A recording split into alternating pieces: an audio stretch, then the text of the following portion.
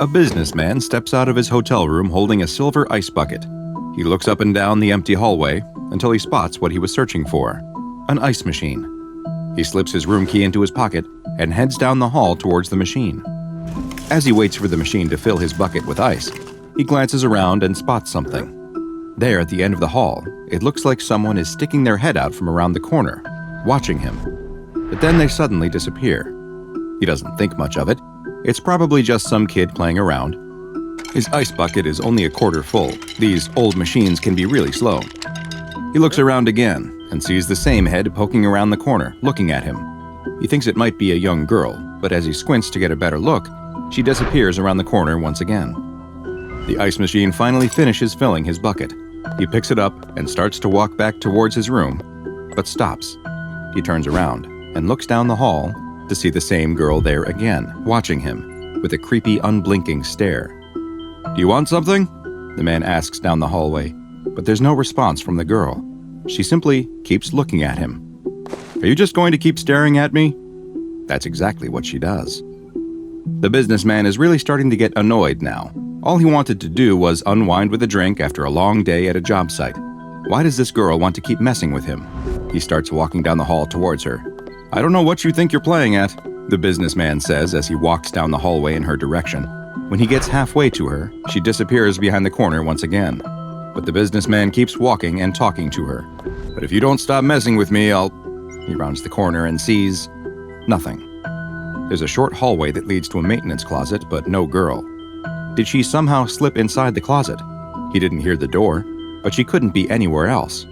He sets down the ice bucket on the floor and reaches towards the handle with more than a little apprehension. He feels uneasy for some reason, and maybe even a little scared. But there's nothing to be afraid of. It was just a girl, wasn't it? He grabs the handle and opens the door. "Aha! I've got you." There's nothing in the closet. Just a couple of mops, a bucket, and some cleaning supplies. He pushes the mops aside as if she could somehow be hiding behind them, but no. There's no place to hide or secret doors to be found. He really must have imagined the whole thing. It was a long day, and a long flight before that. He needed that drink. He sticks his room key into the door and pulls it out. A green light flashes and the lock clicks open. He grabs the handle to open the door when he realizes he's forgotten something. The ice bucket, the whole reason he left his room to begin with. He walks back down the hallway and past the ice Wait a second. Where's the ice machine? Isn't this where it was? The alcove where he could have sworn he got ice just minutes before is empty. He looks around, up and down the hallway. Did he somehow get turned around? He walks to the end of the hall and turns the corner. Sitting there on the floor in front of the maintenance closet door is the ice bucket. He looks around, confusion on his face, and picks up the ice bucket. Back at his room, he puts his room key into the door. The lock flashes red. He tries the key again, and once more it flashes red. He tries the key a third time, and as he does so, the door opens. He looks up to see a large man standing in front of him. "Do you need something?" The businessman is confused. "What are you doing in my room?" he asks. "Your room," the large man responds. "Yeah, room 237. The large man looks annoyed. He shoves past the businessman and points across the hall. The businessman follows his finger's direction to see that he's pointing at another door, one that has the number 237 next to it on the wall. The businessman looks at the number next to the door he's been trying to unlock, 239. The businessman laughs nervously at his mistake as the large man pushes past him again and closes the door behind him. Back in his room, the businessman can finally sit down and pour himself a drink. He takes 2 ice cubes from the bucket and drops them in his glass before taking a long sip. He turns on the TV, but after watching for a few minutes, he finds that he's having a hard time concentrating. Whatever this show is, it moves too fast and he can't keep track of what's happening. He turns off the TV and picks up a book instead. Maybe some reading will help him to relax and get his bearings. He still feels really off. He opens the book, but gets confused. Is this the same book he bought in the airport? It looks like it's written in a foreign language. It's just a bunch of squiggles. He tosses the book on the table and yawns. It's not that late, but he's feeling really tired. He gets up, kicks off his shoes, and lies down on the bed without bothering to undress. He's too tired for that. He mumbles to himself for a moment, half awake, talking about how he needs to return that foreign book when he goes back to the airport. What were they trying to do selling him something he can't even read? He continues to mumble about the things he'll do to the cashier who sold him the book for a while until he finally drifts off to sleep. His eyes open. It's dark. He must have been sleeping for a while. The room is cold, too. He goes to pull the blankets up over him, but immediately realizes that he can't move. Try as he might, his body won't respond. Not a single muscle. Only his eyes seem to work. He's completely paralyzed. He can't even yell for help. What happened? And what is he going to do? Did he have a stroke? Is he dying? As his mind races through all the different possibilities, he suddenly sees something.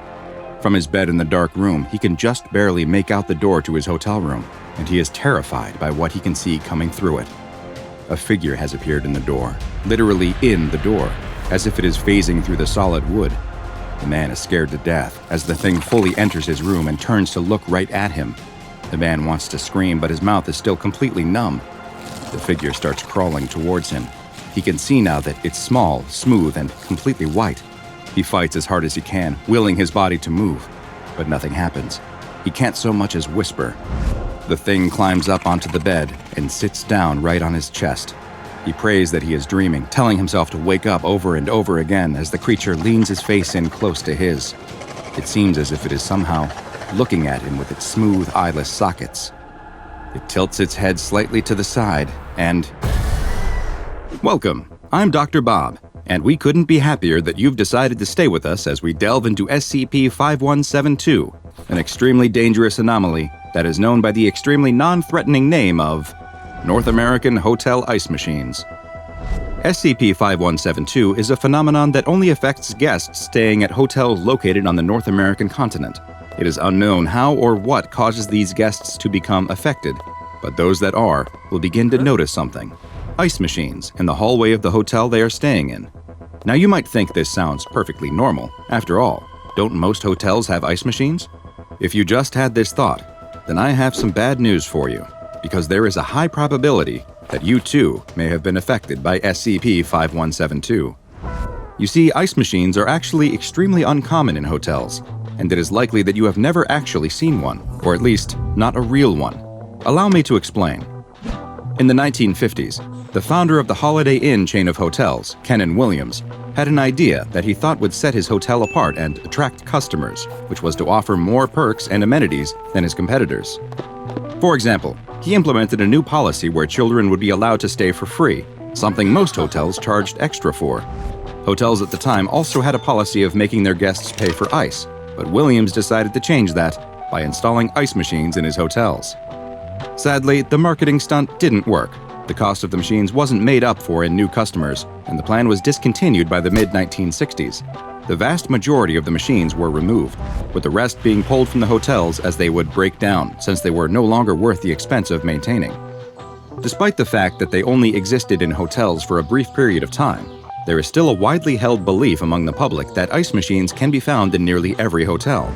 In a poll of the general population conducted by the Foundation, over 80% of adults claim to have memories of seeing an ice machine in a hotel, a number that is quite literally impossible.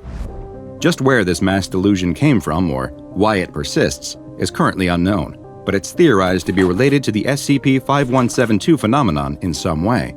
The SCP Foundation first became aware of SCP-5172 in 1973 after a series of unsolved murders occurred at hotels in Winnipeg, Manitoba, Canada. Foundation investigators soon discovered the prevalence of false ice machine memories and installed a number of hidden cameras around the hotels in both their public spaces as well as in the rooms themselves. It was after viewing the footage captured by these cameras that the Foundation finally got their first look at just what happens during an occurrence of SCP-5172, which has been dubbed a Zalmunna event. The Zalmunna event is triggered whenever a guest at the hotel sees and then uses an ice machine. The moment they use the ice machine, the event cannot be stopped unless certain actions are taken, but more on that later. The targeted individual who used the ice machine will immediately begin to have the sense that they are being watched. This usually comes in the form of an unknown individual who appears to be looking at them from the end of the hall where the ice machine is located.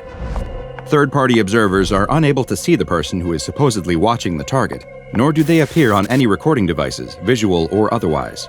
The targets have described the watchers in various ways, leading the Foundation to believe that they may actually be nothing more than hallucinations. Shortly after, the targeted individual will begin to experience feelings of confusion and fatigue, not dissimilar to the symptoms of early-stage dementia. The longer it takes the target to return to their hotel room, the more pronounced these feelings will become, and they will soon have issues completing everyday tasks and will experience short-term memory loss. Despite these feelings of fatigue and disorientation, targets report that their mind feels too active to fall asleep, anywhere other than a hotel room bed, that is. This feeling will usually cause the target to seek out their own hotel room, though they may have difficulty finding it due to their confused state. They don't need to sleep in their own room for the next stage of the Zalmunna event to be triggered, though. Sleeping in any hotel room will do. Once the target lies down in a hotel room bed, they will immediately enter the hypnagogic state, which is the confusing and dreamlike state that one experiences in between full sleep and waking. The temperature of the room will begin to lower during this period as well, until it reaches approximately 11 degrees Celsius or 51.8 degrees Fahrenheit. After about an hour, the target will enter a state of deep sleep, at which point SCP-5172-1 will finally make its appearance. The humanoid-like entity is quite diminutive in size, standing just 4 feet tall and appearing to weigh a little over 60 pounds. Its arms are twice as long as normal humans, though, and the top of its head is enlarged as well. Though it is not visible to observers present in the room, cameras are able to record the creature. After phasing through the door of the hotel room, the 5172-1 entity will begin crawling towards the sleeping person, who will wake up to find that they are in a state of sleep paralysis. The entity will climb up onto the bed and sit on the person's chest.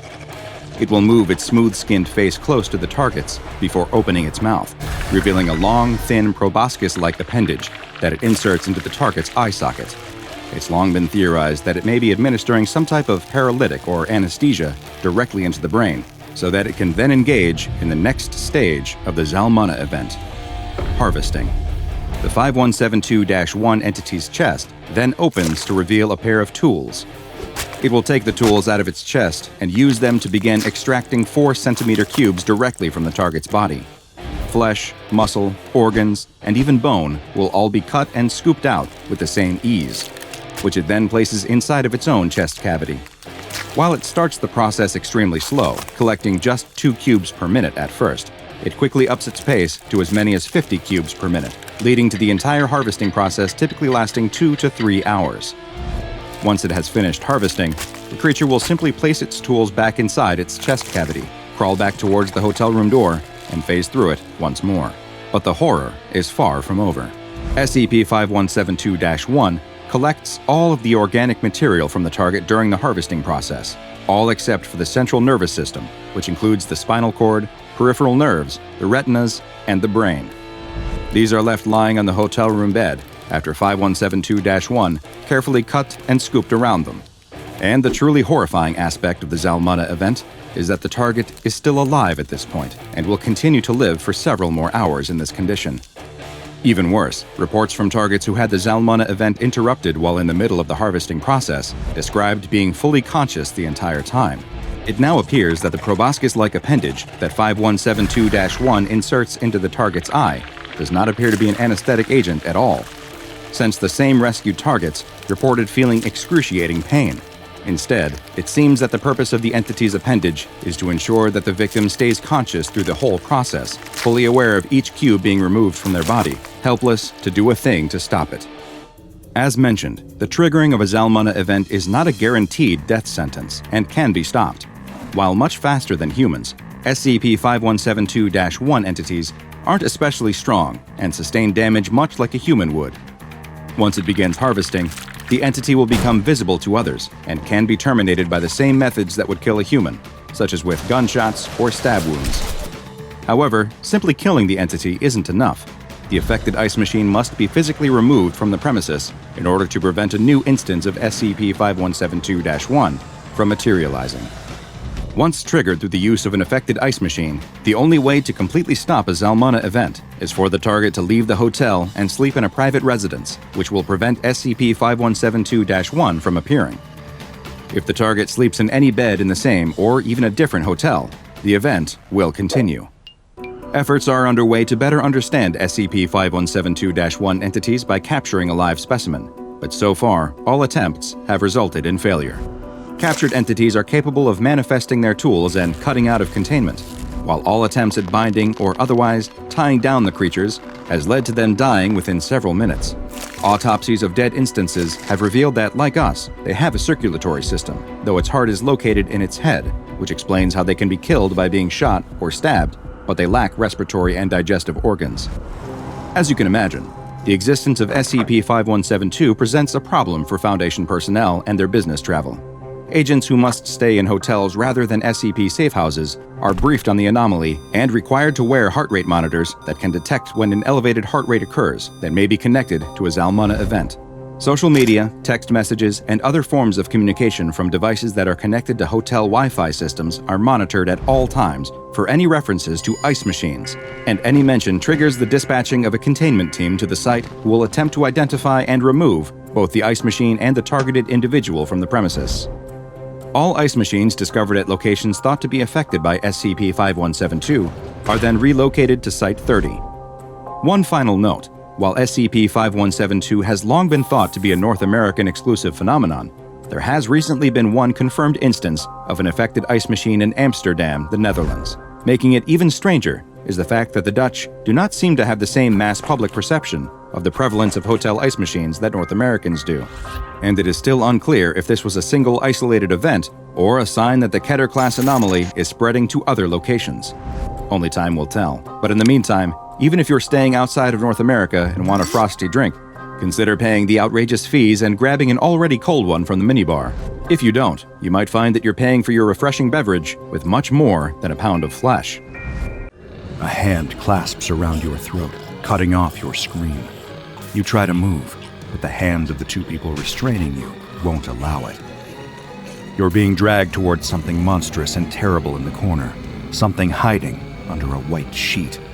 You will die a painful death, and the ones dragging you towards it are your parents. As the dewy green of summer begins to fade, the grass drying, the air chilling, and the leaves turning shades of fire and gold, most children's thoughts turn to Halloween. Visions of fun-sized candy bars spilling out of plastic pumpkin buckets, of ill-fitting rubber masks that smell like the back of a party store, of candy apples and ringing doorbells, and terrifying their friends with scary stories. It's a magical time where anyone can be anything, and candy is free to anyone who asks the question, trick or treat. But as those children get older, Halloween begins to lose its magic. They age out of trick-or-treating and no longer find themselves amused by carving pumpkins or screaming at plastic skeletons in their neighbors' yards. They age out of the sense of wonder, and they find that their neighbors aren't as keen to give away candy to someone with a driver's license. But some children hold on to that love of Halloween into adulthood, transforming the childlike joy into an appreciation for parties, more mature scary stories with blood and guts aplenty, and yes, themed baked goods. You're never too old to enjoy a Rice Krispie treat shaped like a ghost. At least that's what the sorority girl planning the biggest Halloween party on campus at her small university believes. She has festooned the sorority house with fake cobwebs and ghosts made of hanging bits of gauze, with plastic spiders and zombies made of rubber. There are the classic plastic skeletons, the jack-o'-lanterns filled with battery-powered candles, no fire hazards here, and of course, a huge cauldron filled with punch and dry ice. Smoke billows over the sides of the cauldron as she stirs the garish but inviting lime green liquid inside. She has the lights rigged up to give the place an eerie red glow, and has the perfect playlist of Halloween music put together. Now she just needs to wait for the guests to arrive. At first, she worries that no one will come. The first few people to ring the doorbell turn out to be trick-or-treaters, and she sends them away with a fistful of candy bars and a smile. But each time, she is secretly a little disappointed. About an hour after she finished setting up, guests begin to arrive.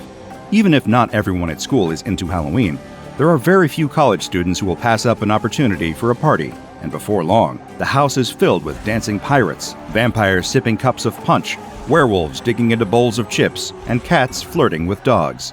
Everyone is dressed up and embracing the Halloween spirit, and the girl couldn't be happier. She's been so busy playing hostess that she almost forgot to dress up, but she takes a moment to steal away upstairs and put on her costume.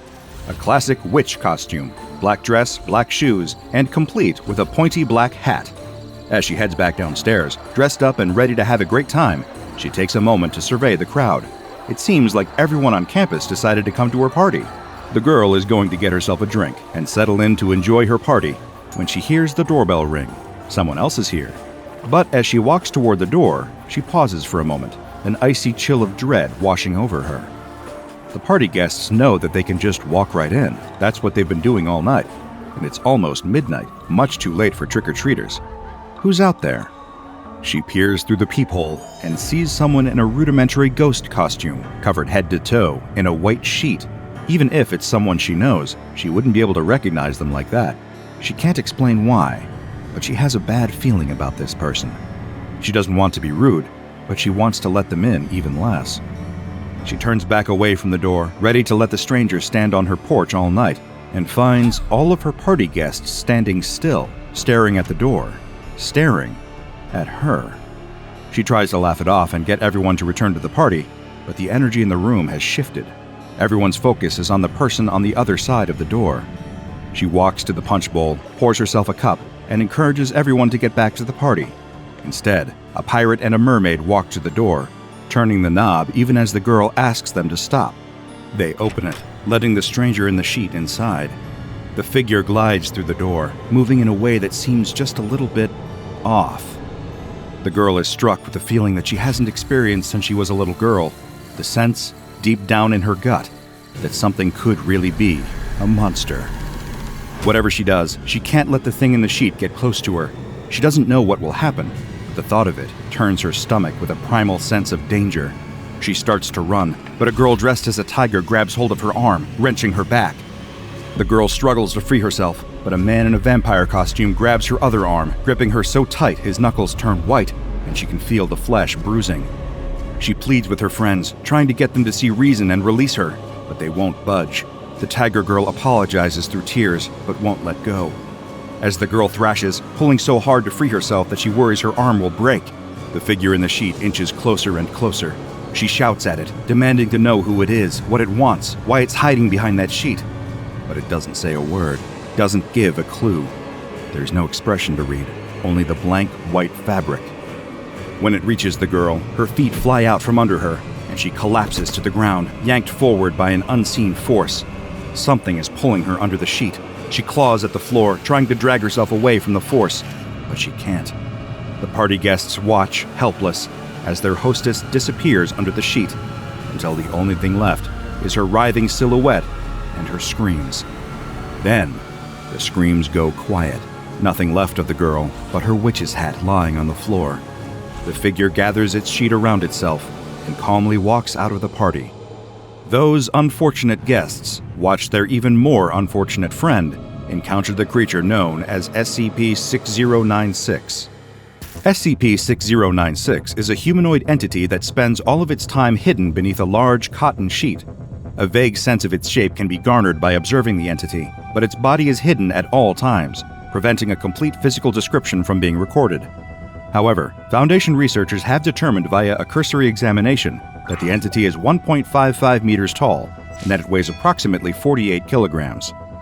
The sheet itself is larger than SCP-6096's body, trailing on the ground behind it by at least a meter whenever the entity moves. All attempts to remove the sheet in order to get a proper look at the thing have been unsuccessful.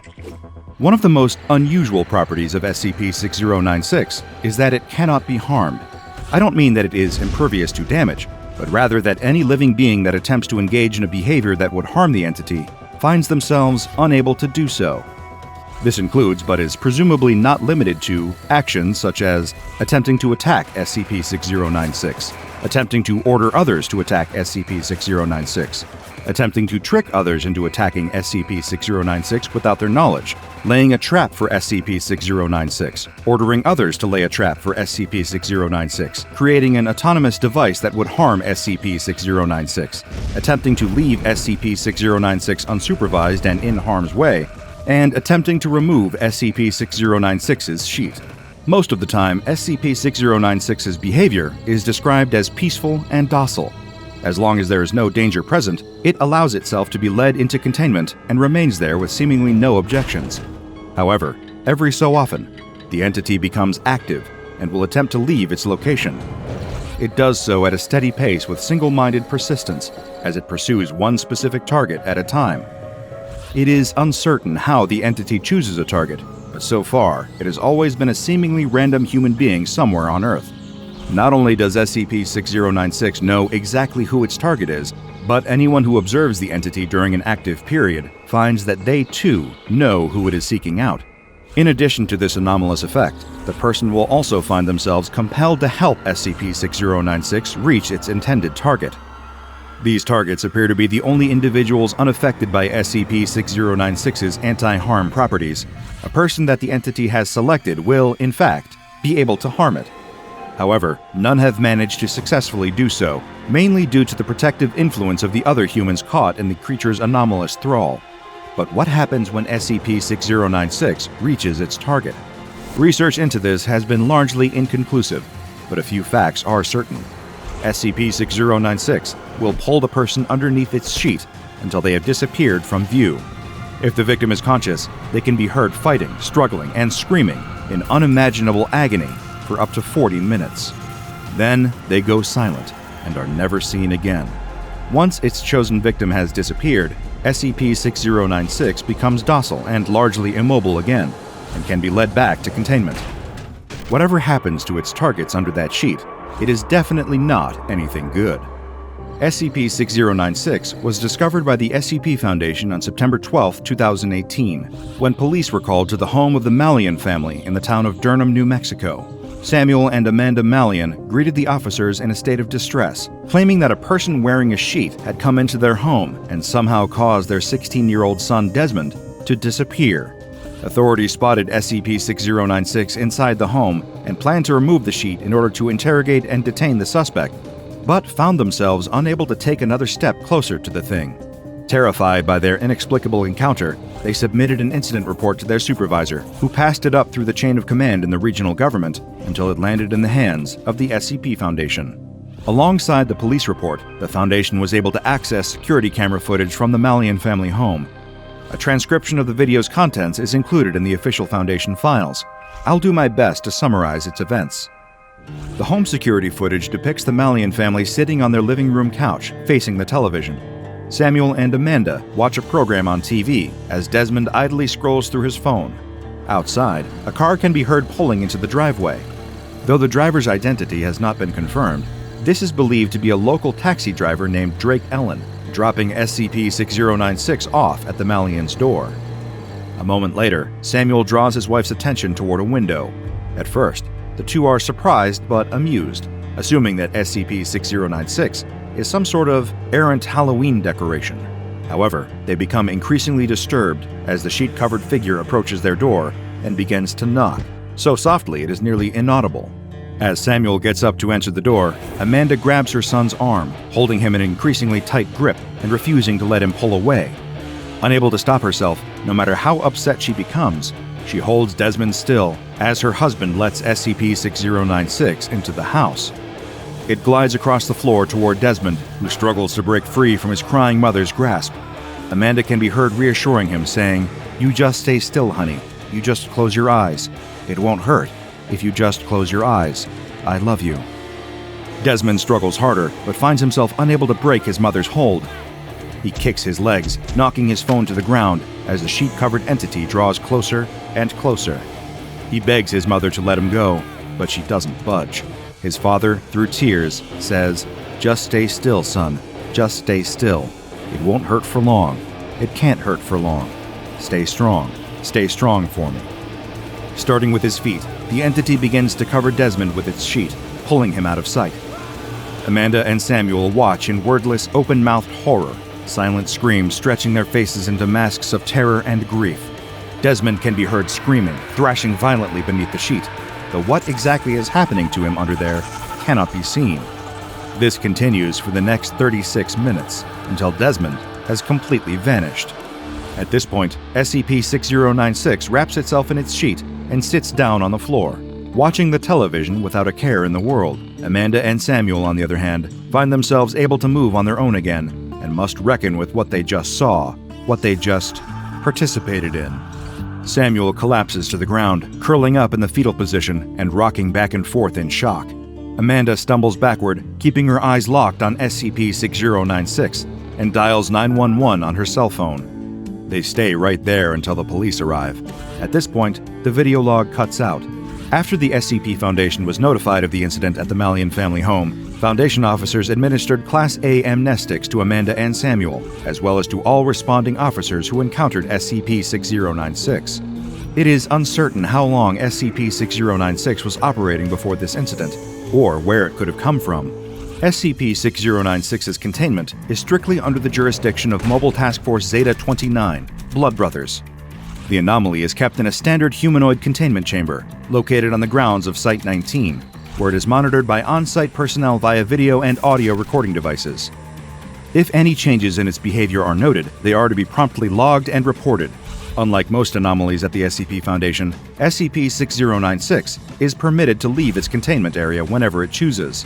Whenever it does choose to leave, SCP-6096 must be escorted to its intended destination by MTF Zeta-29. Task Force members may use whatever method of transportation is most convenient at the time.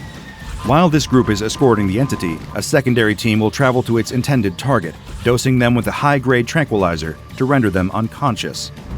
Once the entity has disposed of its target, it will be accompanied back to its containment chamber. There are no easy jobs at the SCP Foundation, aside from the lucky few who get to spend their days playing with SCP-999. But staff assigned to the containment, if you can even call it that, of SCP-6096 reports some of the lowest morale levels at the organization. A welcome notice from Charlie Szymanski, commander of Mobile Task Force Zeta-29, Blood Brothers, is included in the official file, presumably for Task Force member eyes only. Nevertheless, I feel it is important that I share the contents of this note with all of you, as they provide a valuable look into the perspective of the members of this unfortunate task force. It reads, "And there you have it. Welcome to Mobile Task Force Zeta-29. No need to worry about professionalism down here. The higher-ups couldn't demote me if they wanted to. Apparently my presence as the head of SCP-6096 containment is beneficial enough to it that me being reassigned would count as harming it. Lucky me.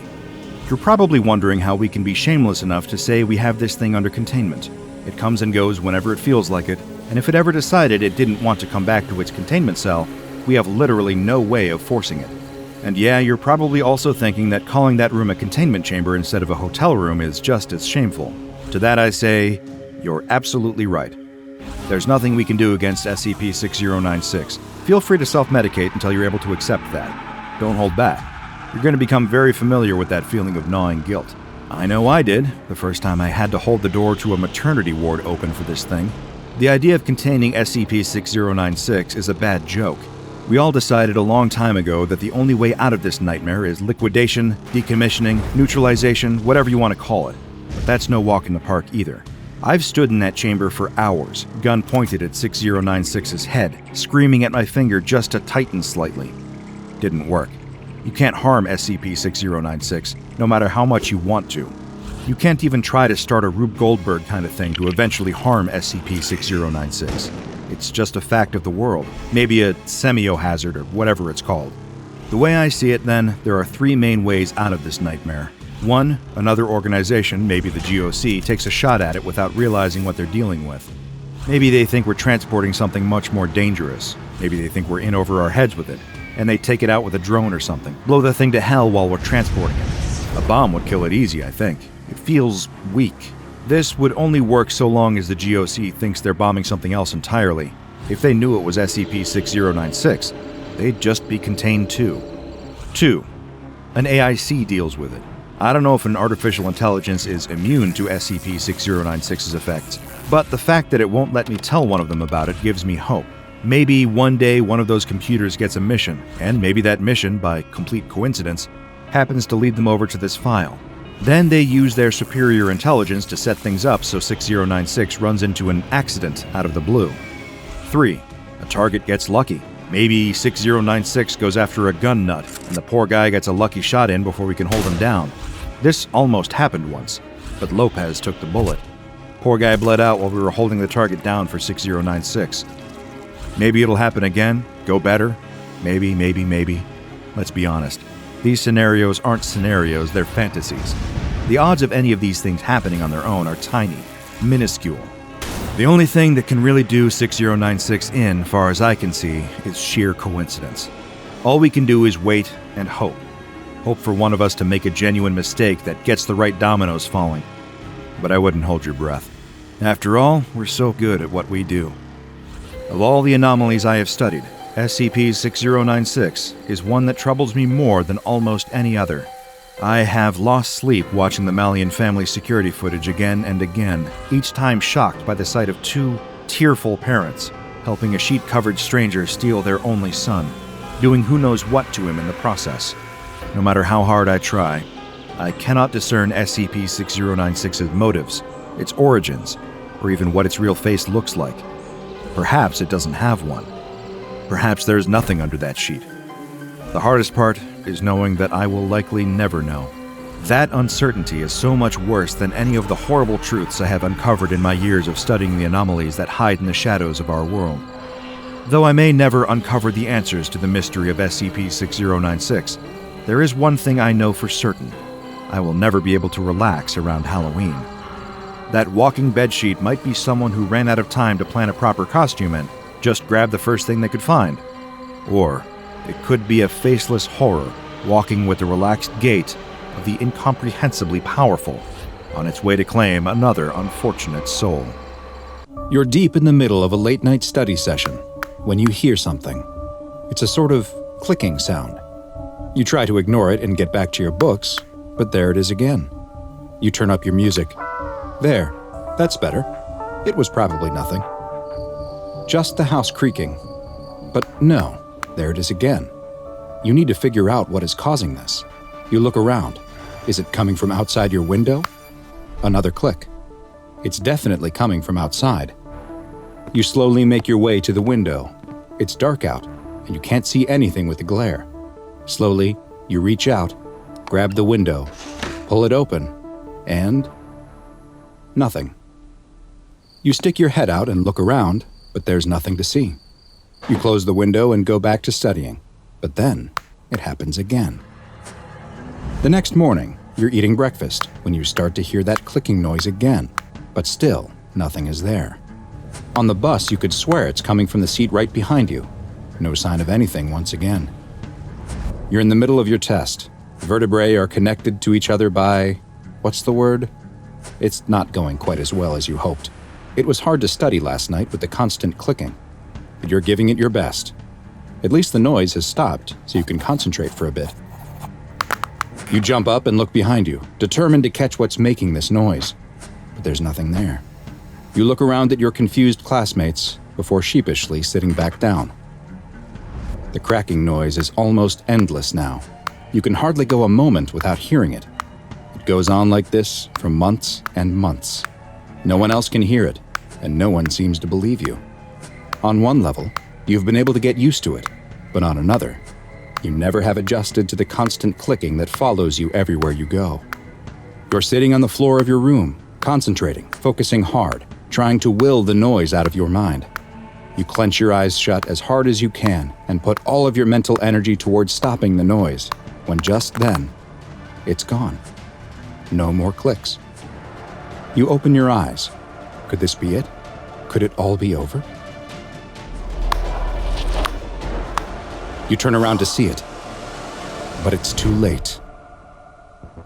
What you have just witnessed is a textbook example of an SCP-4975 attack, an anomaly that has been aptly nicknamed Time's Up.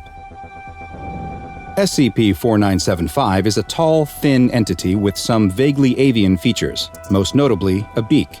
Its long limbs lack any distinct digits, instead tapering off into formless nubs, and a thick, hardened layer of dark skin covers its entire body, including its beak. In addition to its striking appearance, SCP-4975 is perhaps best known for the distinctive clicking sound that it makes.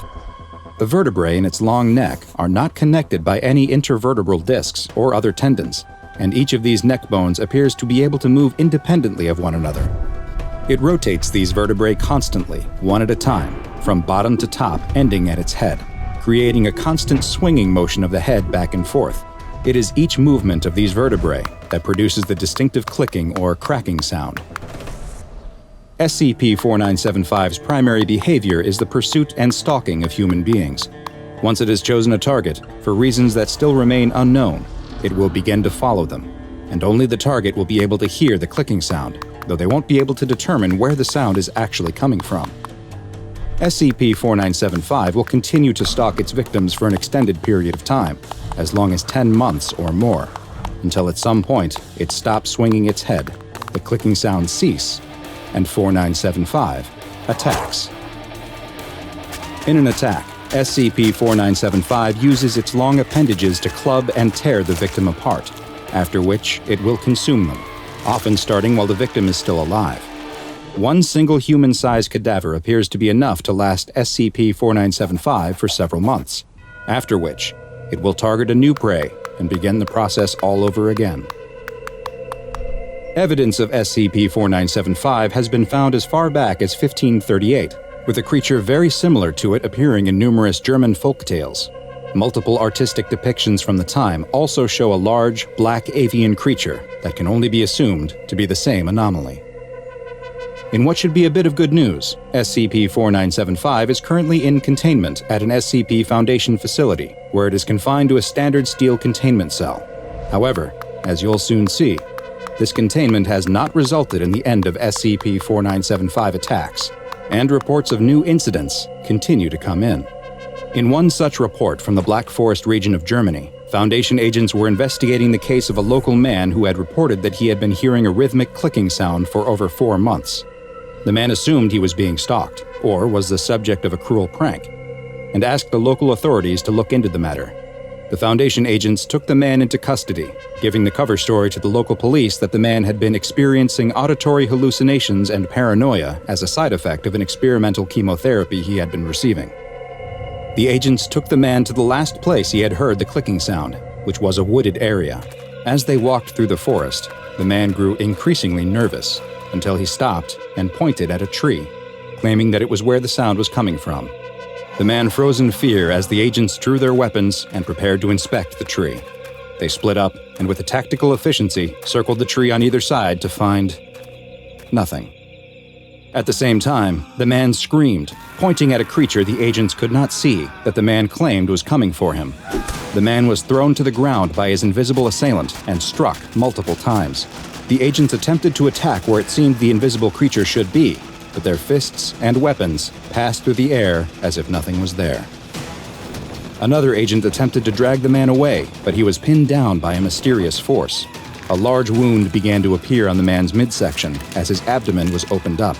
Still unable to move the man or stop whatever it was that was attacking him, and with no other options, a Foundation agent took out his gun and terminated the man. Moments later, as the agents looked on, strips of flesh began to be torn from the body and vanish, as if an invisible creature was feeding on the deceased man. But this invisible attack wasn't even the strangest part. At the exact moment the man in Germany was killed and devoured by an unseen force, SCP-4975 was observed to be standing motionless, staring at the southeastern corner of its containment cell, and it was no longer clicking its neck.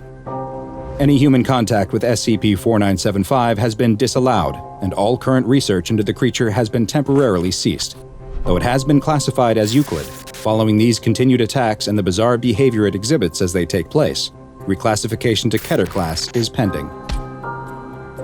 In the event that a containment breach takes place, it is official Foundation policy that any personnel who begin hearing a persistent, rhythmic cracking noise are to isolate themselves from other staff and calmly wait for SCP-4975 to be returned to its chamber, or for the noises to stop. Perhaps as you wait for the clicking noise to cease, you can amuse yourself with an old German nursery rhyme that is believed to have been written about SCP-4975. Its translation goes, "Tick-tock, the cuckoo clock ticks. Cuckoo, the bird inside sings. As ticks the time, so ticks your heart. May you live long as you hear its song. Listen close, for when it stops, the hatchling comes out of its home. Did you hear it? Did it stop? My child, it meant your time was up." A child is sleeping happily in their bed, dreaming of Christmas morning. What they don't hear as they sleep is the sound of SCP-4666 slipping into their room. SCP-4666 watches the child for just a moment before reaching into a giant bag. "Hi, I'm Dr. Bob, And this is SCP-4666, also known as the Yule Man. SCP-4666 is thought to be a single humanoid entity, but one that has been alive for an incredibly long time. Those who have come into contact with SCP-4666 and lived to tell the tale describe him as being very tall, between 2 and 2.3 meters. He also appears to be very old and very thin. He always appears without clothing, even when the weather is below freezing and would be much too cold for any normal human to survive. Though the true extent of his anomalous properties are still unknown, SCP-4666 seems to be able to travel instantaneously to any location on Earth above the 40th line of north latitude, and may actually be able to travel anywhere on the planet. Encounters with SCP-4666 have only been reported during a very specific time of year, a period of 12 nights running from the night of December 21st to the early morning hours of January 2nd. This period is known as SCP-4666's active phase, and the encounters with the anomalous humanoid creature have been termed Weissnacht events. During these events, SCP-4666 appears at family dwellings, all of which, so far, have a few things in common. 1. They are all isolated in rural areas. 2. They are in locations with snow that covers the area for the duration of the event. And 3. They are all home to a family with at least one child under the age of 8. In places that match all of those characteristics, Weissnacht events sometimes occur and always follow the same basic progression. During the first 7 nights, the children will report seeing a strange figure within the vicinity of the home. The entity will seem to be watching the home from a distance, such as from across a field or from the edge of a nearby forest. Some children have even reported waking up at night to find SCP-4666 watching them sleep through a window. On nights 8 through 11, other family members will report hearing the entity, such as footsteps on the roof or in the attic. A bad-smelling odor will also start to be noticed in the house, but no source of the smell is ever found. These strange occurrences will often lead the family to think their house may be haunted, or that they're being terrorized by a madman. Finally, on the 12th night, one of 2 scenarios can occur. In the first, which happens roughly 15% of the time, families will often report that they heard footsteps during the night inside of their house, but there is never any sign of forced entry like broken windows or doors. In the morning, the children will find crudely made toys at the foot of their beds. For the lucky ones, this is the end of the Weissnacht event for them. The roughly 85% who experience the other scenario are considerably less lucky. In the vast majority of cases, the 12th night is a horrible experience. SCP-4666 still enters the home on the final night, but rather than leave presents for the children, it incapacitates the family and moves them all into a single room, where it proceeds to kill them one by one in view of the rest of the family. The exact method of killing varies from event to event, but there's almost always an element of torture that occurs before they are finally killed, and this torture may serve a ritualistic purpose. The entire family is killed except for one of the children who is under the age of 8. This child is instead abducted and placed into a giant bag SCP-4666 carries with it.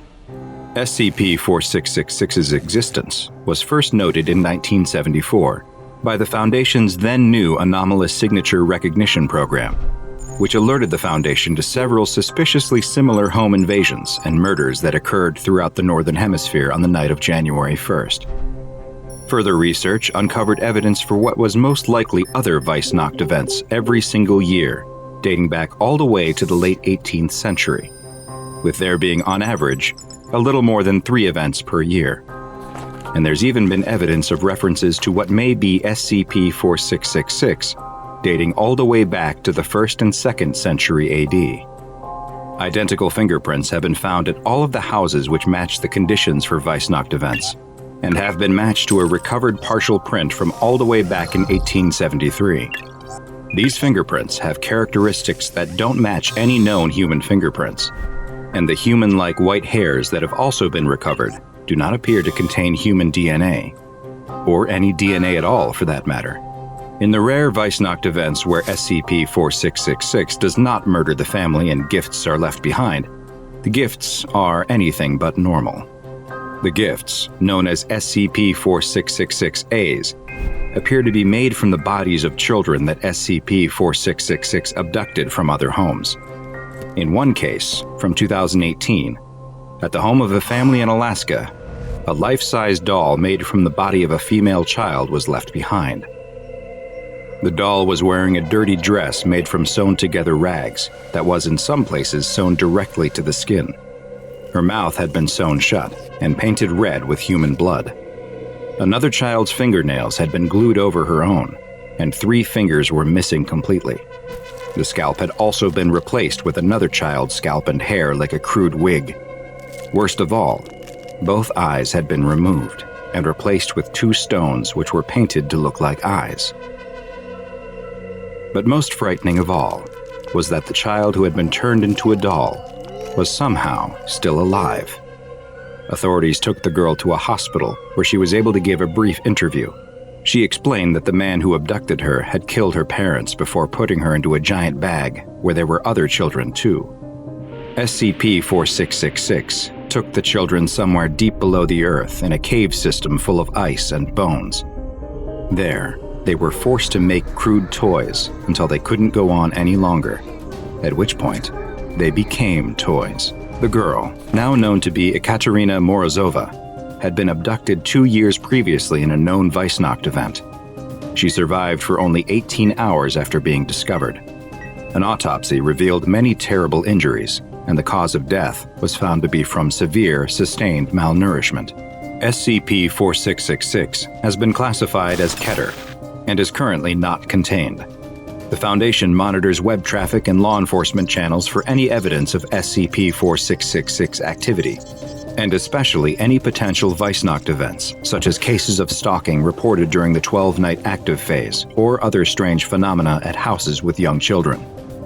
Should a Weissnacht event be suspected to be in progress, the nearest containment task force is dispatched to attempt to contain SCP-4666 using the standard PDP-8 humanoid first contact protocols.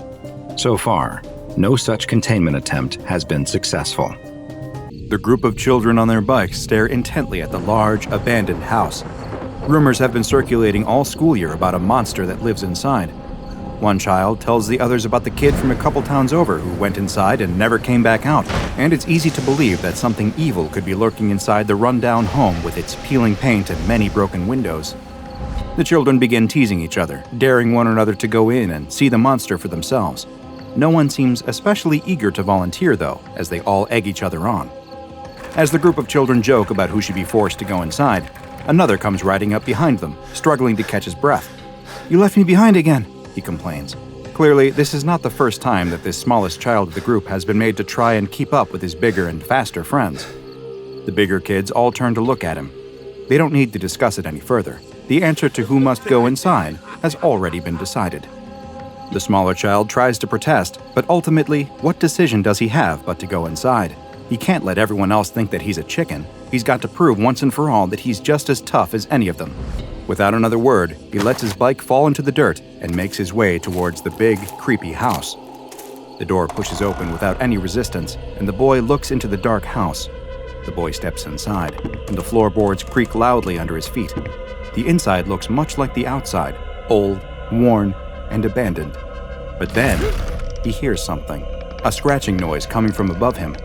He turns to leave, but he can see all of his friends through the doorway, and they motion for him to keep going. The boy steels his nerves and turns back. He's going to show them just how brave he is. The boy starts up the stairs, each one groaning as he steps onto it. He reaches the top of the stairs to find a landing with more rooms, each full of dirt and debris. There's spray paint on many of the walls and lots of trash. It looks like teens may use this as a place to hang out. But there at the other side of the landing is one more room, and the door is shut.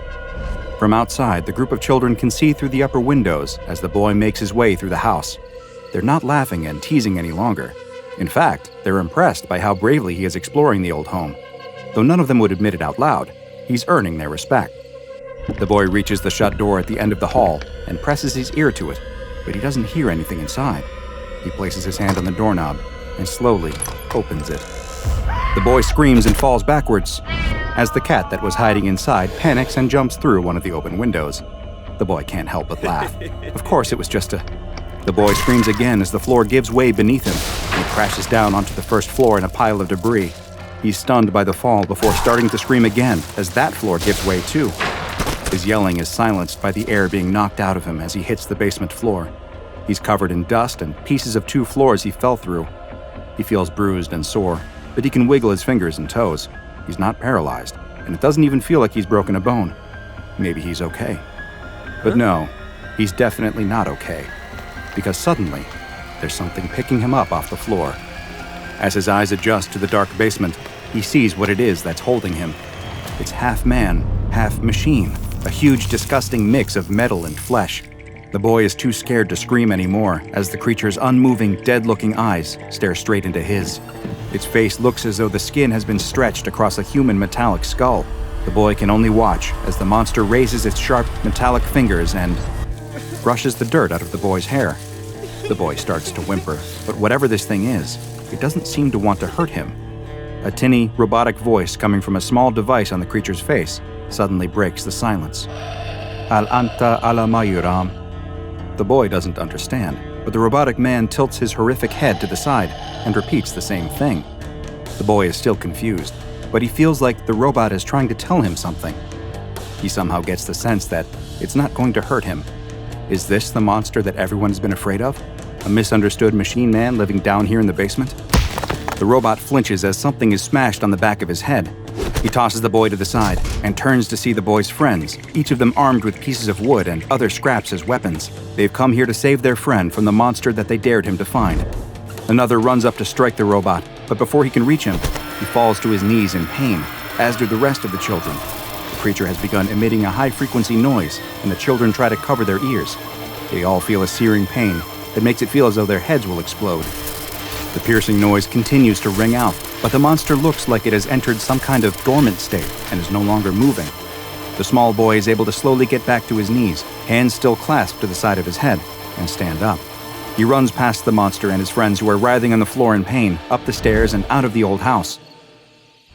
A woman stands at a kitchen counter, chopping vegetables for their dinner that evening, and talking to her oldest daughter about her plans for that weekend, when the back door suddenly bursts open. Standing there is her son, the small boy. He's barely able to whisper the words, "Monster. There's a monster in the basement," before he collapses, blood pouring from his ears and nose, before he begins convulsing on the floor. At the local police station, an officer is speaking on the phone. "I see. Yes, that is quite strange. A metal man? You don't say. I'll send someone out there right away. Don't go anywhere." The police officer hangs up the phone and looks around, making sure no one is nearby or listening to him, and then takes out a cell phone. He dials a number from memory, and someone answers on the other end almost immediately. "Yes, this is Field Agent Patch," the police officer says. "You need to get a containment team out here right away, and a good one too. I don't know what it is, but it's dangerous." An SCP Foundation mobile task force that specializes in containing dangerous humanoid threats soon arrived at the house and took the anomaly into captivity. Misinformation teams concocted a cover story about a gas leak leading to the unfortunate deaths of several of the town's children and administering amnestics to any potential witnesses. Once the messy business of containment was over, though, it was time to figure out just what this strange creature was. SCP-203 appears to have at one time been a Caucasian human male, though its appearance now is far different than it once was. This bipedal humanoid creature stands 2.5 meters tall and weighs roughly 200 kilograms. Both its incredible height and weight are due to the fact that the man's original skeleton has been entirely removed and replaced with a mechanical framework made of cast iron. The metal skeleton is much larger than the original bones, and in many places SCP-203's skin has split from being stretched over it, revealing the mechanical structure underneath. Other parts of the framework appear to have been intentionally made to protrude through the skin, though it is unclear for what purpose. In addition to this larger-than-normal mechanical skeleton, a number of other augmentations are present on SCP-203. Its fingers have been extended into sharpened, hook-like barbs that are approximately 1 meter long. Its lips have been removed entirely, making it clear that there is no movable jawbone, in that the skull is likely one large hollow piece of metal, and there are several more hook-like protrusions jutting out around the mouth area, smaller but similar in appearance to the fingers. SCP-203's legs have been modified as well, with 2 added joints that give them an appearance more akin to a dog's, and its toes have been removed and replaced with a solid piece of metal similar to those found in steel-toed boots. Its chest has no sternum or breastplate, which causes the skin stretched across to pull inward as its diaphragm contracts. Its ears have also been removed, though it still seems to possess hearing that is far beyond that of an average human. And while its eyes still remain, they are held in a permanently forward-facing position by several needles that emerge from the eye sockets. The irises also appear permanently dilated and do not react to light. In place of a mouth is a small speaker covered by a metal grate that is capable of producing basic vocalizations, though with a distinctly robotic sound to them. Tests have shown that SCP-203 has a basic understanding of English, but its own primary language seems to be a type of Arabic, though there are no records of the exact dialect. SCP-203 does not need to eat or drink, and without any visible mouth, it is likely incapable of either. Instead, it runs off of a power cell located within its body that will provide energy for up to 72 hours. After those 3 days, SCP-203 will shut down and enter a hibernation state for 3 to 4 hours, during which its power source will recharge, providing it with another 72 hours of energy. All attempts to examine SCP-203 by either X-ray, CT, ultrasound, and other forms of diagnostic imagery have failed, and attempts at exploratory surgery have triggered its defense mechanisms, which are both painful and deadly. When it perceives that it is being threatened in some way, SCP-203 is capable of emitting a high-frequency droning sound that has a profoundly damaging effect on the human nervous system. The effects of this defense mechanism were able to be observed directly when a D-Class personnel accidentally struck SCP-203 and its droning sound was activated. Immediately after being exposed to the sound, D-104 experienced a severe headache. After 15 minutes, the headache grew worse, and D-104 began to bleed from the ears. After a half hour, the D-Class, who had now gone to the infirmary, began to experience seizures and was bleeding from all of his orifices. 10 minutes later, the D-Class was dead. Another test was performed, and the results were nearly identical, with symptoms progressing at roughly the same rate. However, this time, rather than move the D-Class to the infirmary, it was kept in the cell with SCP-203. After 40 minutes, the D-Class was dead, and a few minutes later, 203 finally ceased its droning sound. SCP-203 then approached the body of the deceased D-Class and began to use its own augmentations to start removing the skeleton of the D-Class. While SCP-203 was stopped before it could complete its task, it now appears that the droning sound it produces is a defense mechanism, but may also be a part of the process by which it creates new instances of SCP-203. In interviews with SCP-203, it claims to have no memories of its life prior to its augmentation. It says that it now exists in a near-constant state of pain and confusion, and that the times when its battery is expended and it enters a rest state are its only escape from the pain of its existence. It also claims that it has no memory of what happens once its defense mechanism is activated, nor does it remember what it did to the body of the D-Class that was left in its cell. However, it is unknown just how truthful SCP-203 is being. There has been no way to verify anything that SCP-203 tells researchers, and for the time being, its statements are to be regarded by Foundation staff as an attempt to elicit sympathy or otherwise manipulate them emotionally. It's made several requests for pain-killing medication and anesthetics, but so far, all of these requests have been denied. SCP-203 has been classified as Euclid, and it is kept in a specialized storage bunker at a research site.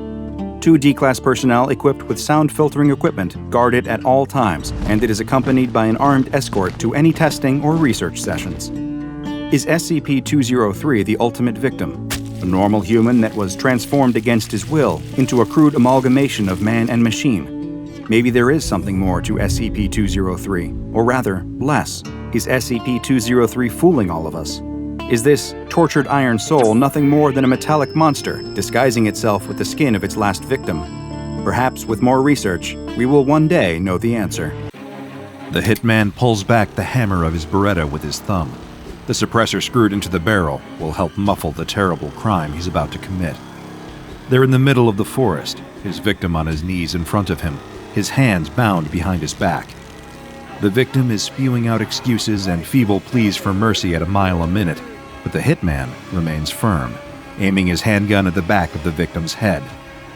The victim owes his boss a great deal of money, but the hitman can't remember all the details. All he knows is what he needs to do. Bang, bang, bang.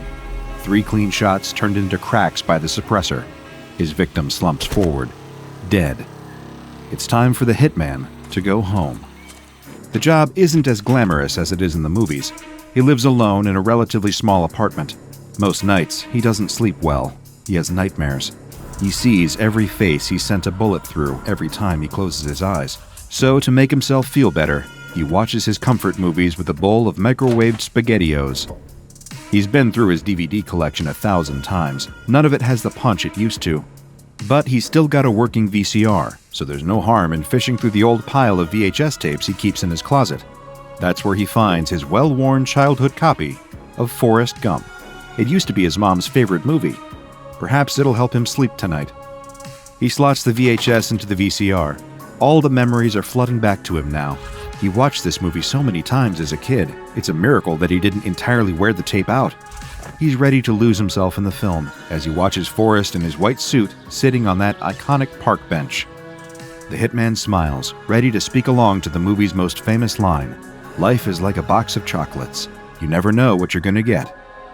But when Forrest says the line, it's "Life was like a box of chocolates."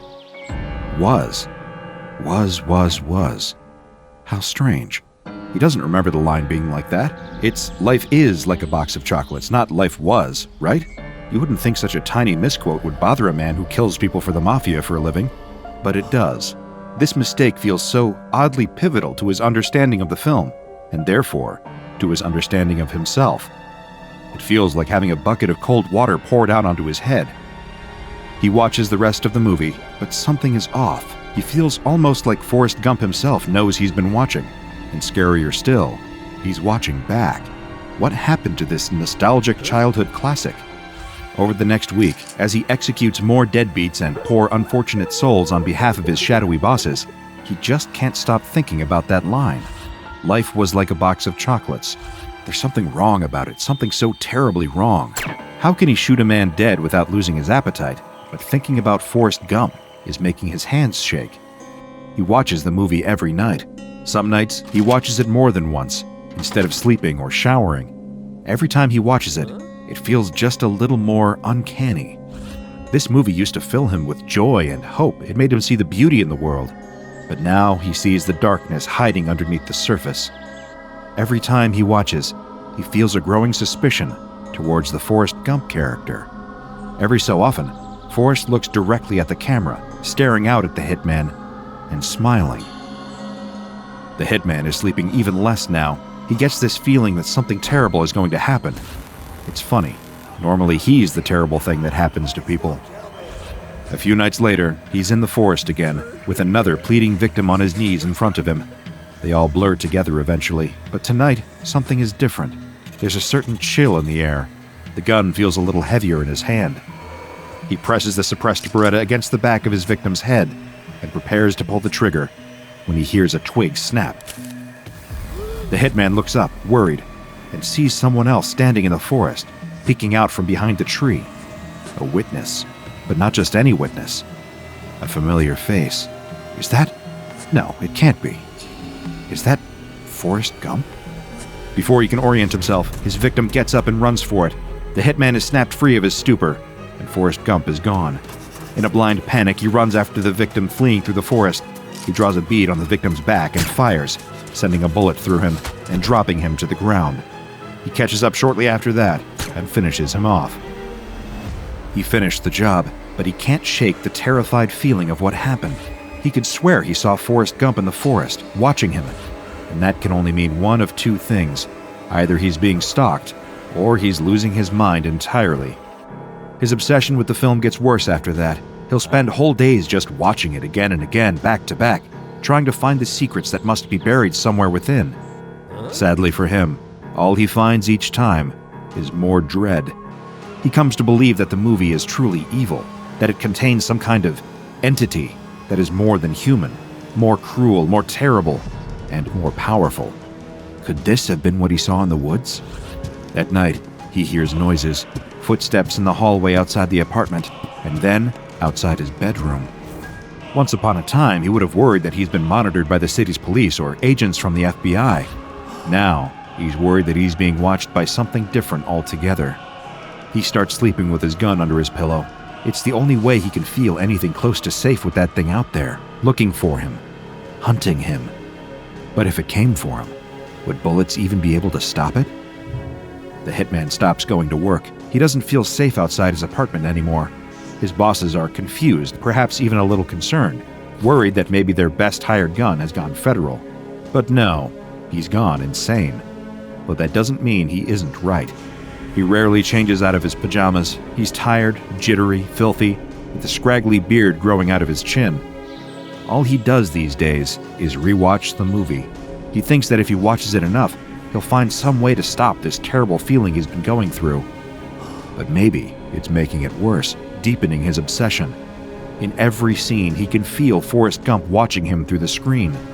He always gives an evil grin, the same one he sometimes sees through his bedroom window in the middle of the night. Life was like a box of chocolates. You never know what you're gonna get.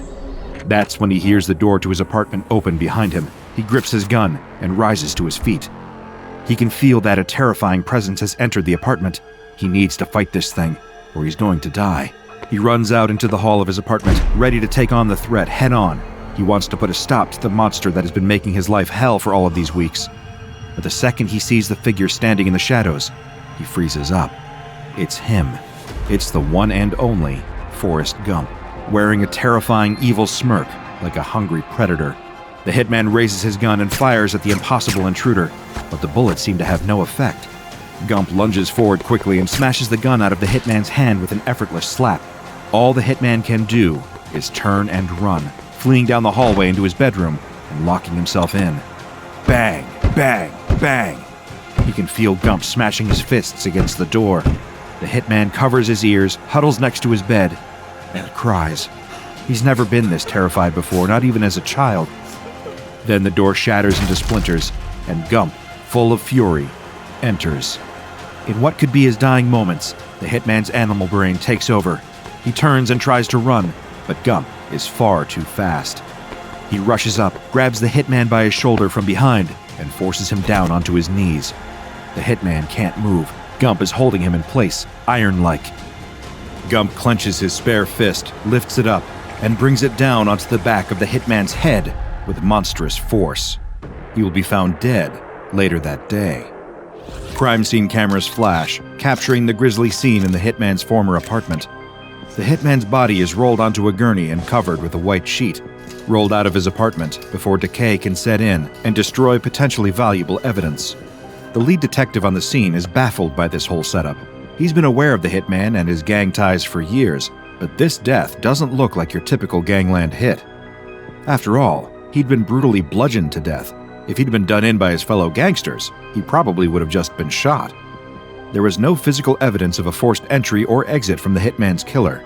Some of the hitman's neighbors had heard a handgun being discharged, but there is no blood from anyone other than the hitman on the scene. Just spent shell casings and a few bullet holes in the wall. Strange.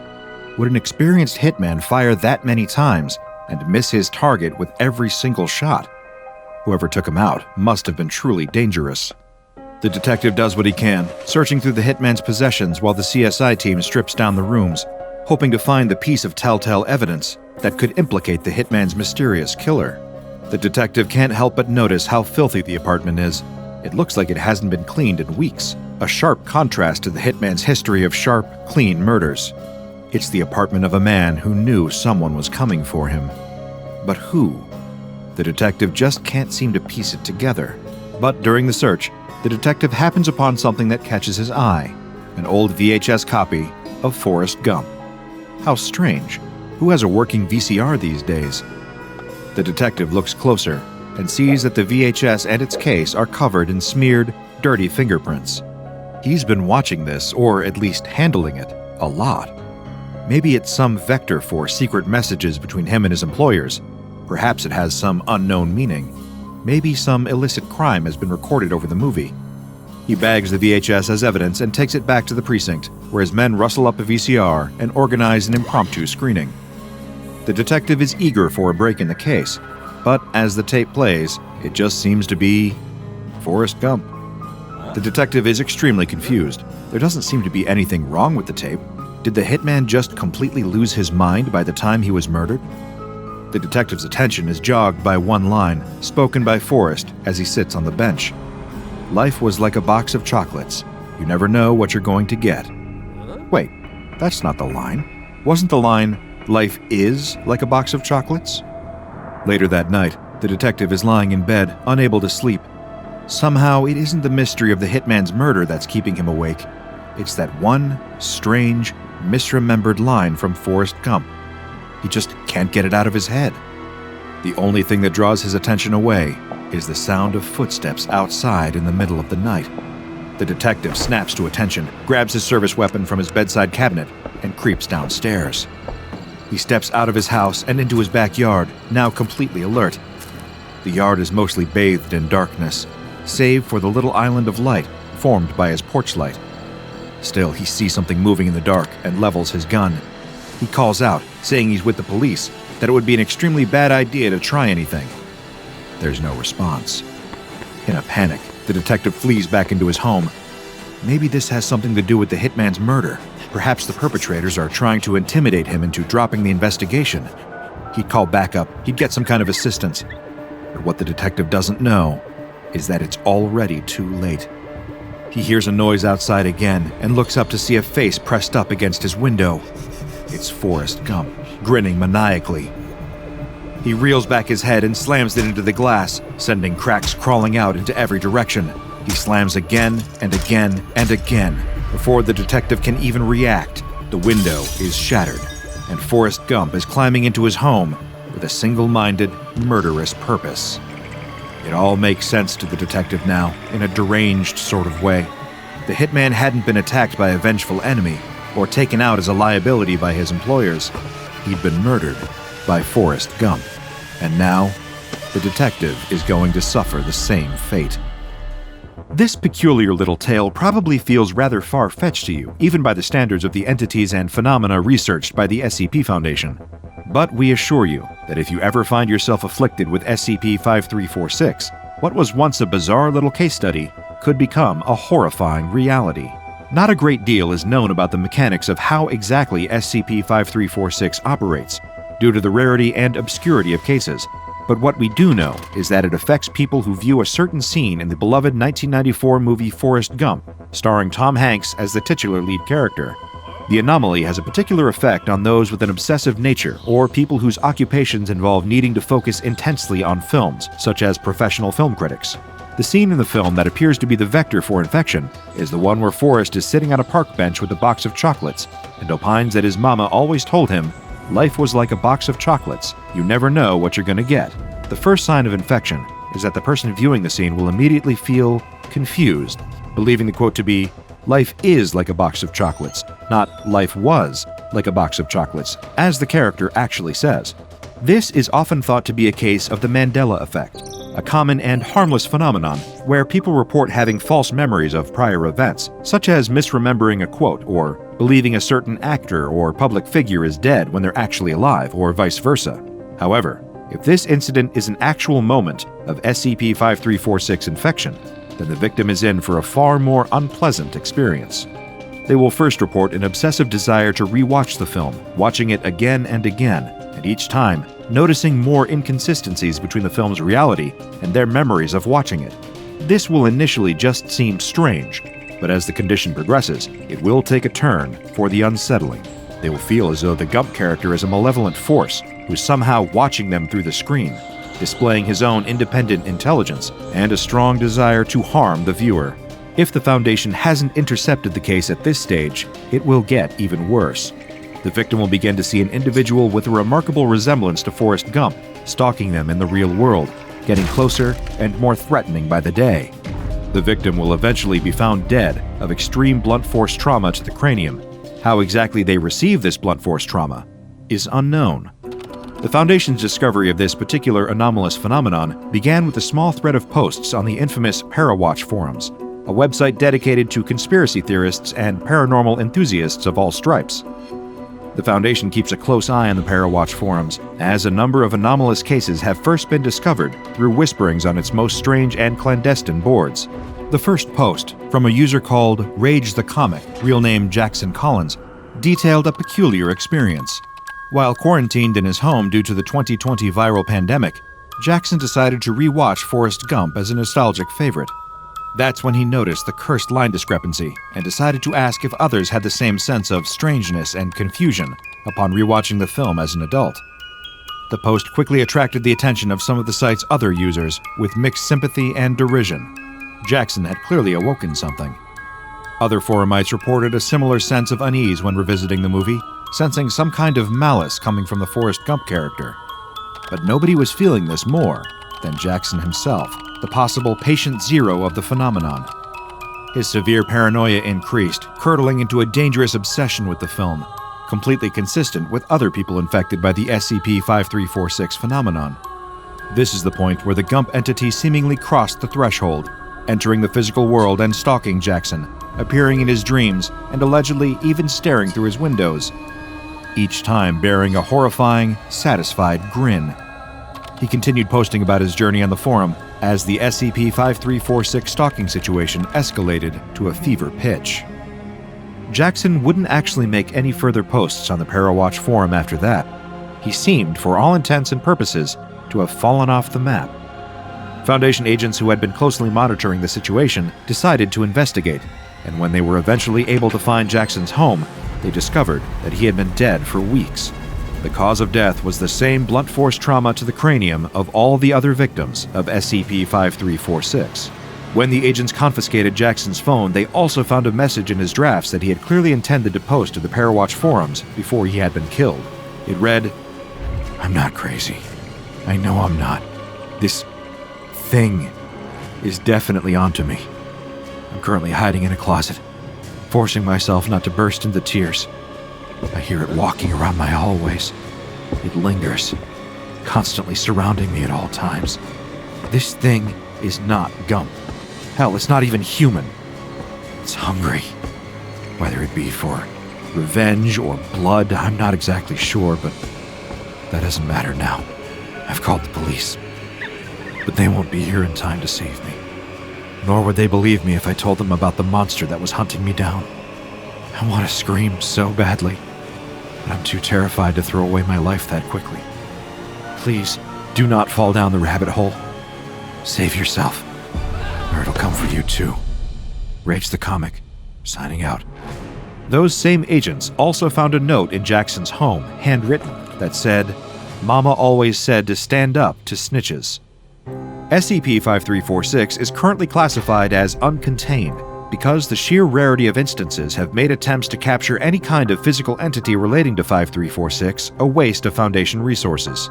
Instead, containment efforts on this anomaly are focused on finding and suppressing posts like the ones shown in this video, and getting to any affected individuals before SCP-5346 can cause them physical harm.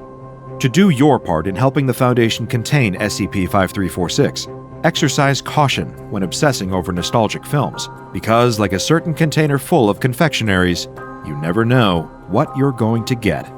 The old house has been abandoned for going on 2 decades, and as with any place that's been left uninhabited for this long, rumors tend to spiral. Of course, there are the more mundane explanations for why the 2-story, 4-bedroom home on the end of a nice street lays in semi-ruin. Black mold, asbestos, rising house prices. But those weren't the stories that most people told. Everyone in the neighborhood knew what really happened. All those years ago, the family that lived there had been murdered, and their killer was never caught. The 3 young paranormal investigators, with EMF readers in their hands and GoPro cameras mounted on their hard hats, know all about this. They approach the house in the dead of night, mumbling commentary for the recordings. If the old house really is as haunted as everyone says it is, then they could be in for something really good here. Their subscribers always loved brand new paranormal content. They use a crowbar to breach the front door and head inside. It's everything you can expect from a house that had been abandoned for 17 years. Dust, cobwebs, and graffiti abound, broken bottles scattered across the floor. Someone has scrawled, "Welcome to Hell," above the door in faded Sharpie. It all plays perfectly for the cameras. Paranormal content gold. All of them turn on their flashlights, generously provided to them by one of their sponsors, of course. But in this particular situation, they have no idea just how valuable their product really is. After all, there are some frightening things that hide in the dark. The leader of the trio begins ascending the stairs, narrating into his helmet cam, giving the more popular version of the house's legend. The perfect suburban family, torn apart, literally, by a killer hiding in their home. The family had all been brutally murdered by someone in their home, but the police never found any sign of unlawful entrance or exit. There were no clues to the killer's presence whatsoever, in fact. It was as if they were a ghost, a vapor. It was almost as though whoever killed the family had always been in that house, and even after the murders were committed, they never left the place either. As he tells the story, the lead investigator starts to feel a little nervous. Even though he himself doesn't really believe in the supernatural, he just plays up reactions for the views, he still can't help but wonder, should I really be here? Am I making a terrible mistake? Is there a chance that whatever did this all those years ago could still be in the house, waiting for me? But he pushes those thoughts from his mind. This gig is too valuable for him to wimp out now. And really, what are the chances that something actually dangerous would be lurking in the house? The other two investigators are still looking around downstairs, sticking together, their flashlight beams slicing through the darkness. Their boss always insists on going upstairs first. He demands the glory shot, after all. That leaves the rest of them searching the downstairs living room, dining room, and kitchen, where the best they can hope for is maybe a particularly haunted-looking dishwasher. It's why the younger of the two is so surprised when they suddenly feel something happening to their body that they've never experienced before. In an instant, their whole body convulses with an involuntary shudder. They feel the temperature drop, and the world gets just that little bit darker. The best way they can describe the feeling is impending doom. Like any moment now, something terrible is going to happen. But almost as soon as the feeling begins, it's gone. Intensity dropping. The dread starting to dissipate, as though whoever or whatever caused this feeling literally passed right through them. Their fellow investigator asks them if they're okay. Of course, they nod and force a smile. They're fine. It's just a spooky place, is all. Atmosphere like this would get to anyone. Meanwhile, the lead investigator is exactly where he wants to be, ascending a rickety stepladder up into the attic. The very same attic where, all those years ago, the police had found what was left of the family. And from everything he'd read on the subject, their remains weren't a pretty sight, even by true crime enthusiast standards. He enters the attic and shines his flashlight around, capturing all the dusty old boxes left to rot in the cold. He's engrossed in the macabre spectacle of what had once been the worst and final moments of a group of strangers' very real lives. The attic is full of spider webs and shadows. They're so ubiquitous that as the lead investigator pauses to tell his camera the next chapter of the grisly tale, he doesn't even notice one of the shadows peeling off of the wall behind him. It wafts silently towards him like a gust of midnight air. Little by little, the blob of shadow starts to take on a vaguely human shape. It leans forward in the investigator's direction, arms extended like a classic movie monster. Long, dark claws slide out of its shadowy hands. Downstairs, the other two investigators hear the most terrible scream. For a moment, the more fantastical thought crosses their minds. Could this be one of the tormented souls of the departed family, longing to be heard after years of silence? Then it occurs to them that they recognize the scream. It belongs to their boss. The two of them charge up the stairs, flashlights in hand, as the screaming starts to become more desperate and pained, like that of a wounded animal with its leg caught in a trap. Those terrible wails are echoing down from the open hatch leading into the attic. It's so dark up there, something must have broken his flashlight. That's when they notice something else. Red, dripping from the open hatch. For a moment, they hesitate, wondering what could be going on up there. Could they really help, or would they just be running into the danger themselves? But soon, their desire to save their boss's life overpowers their fear. They grab the ladder and start climbing, feeling the dripping blood on the worn wooden rungs. When they finally get up into the attic, it feels like the scream is coming from everywhere, bouncing off the walls in a terrible, echoing cacophony of pain. They turn in all directions, hovering their flashlight beams around the room in wide, sweeping arcs, until both fall on the source of all this terror. And when they see it, they can't help but scream too. The lead investigator's body is floating about a foot off the ground, his screams now fading into pained gurgles. Something huge and dark is lifting him up with one hand and sinking the long, dark claws of its other into his neck. The second the twin flashlight beams concentrate on the creature, it drops the lead investigator's bleeding body down onto the ground.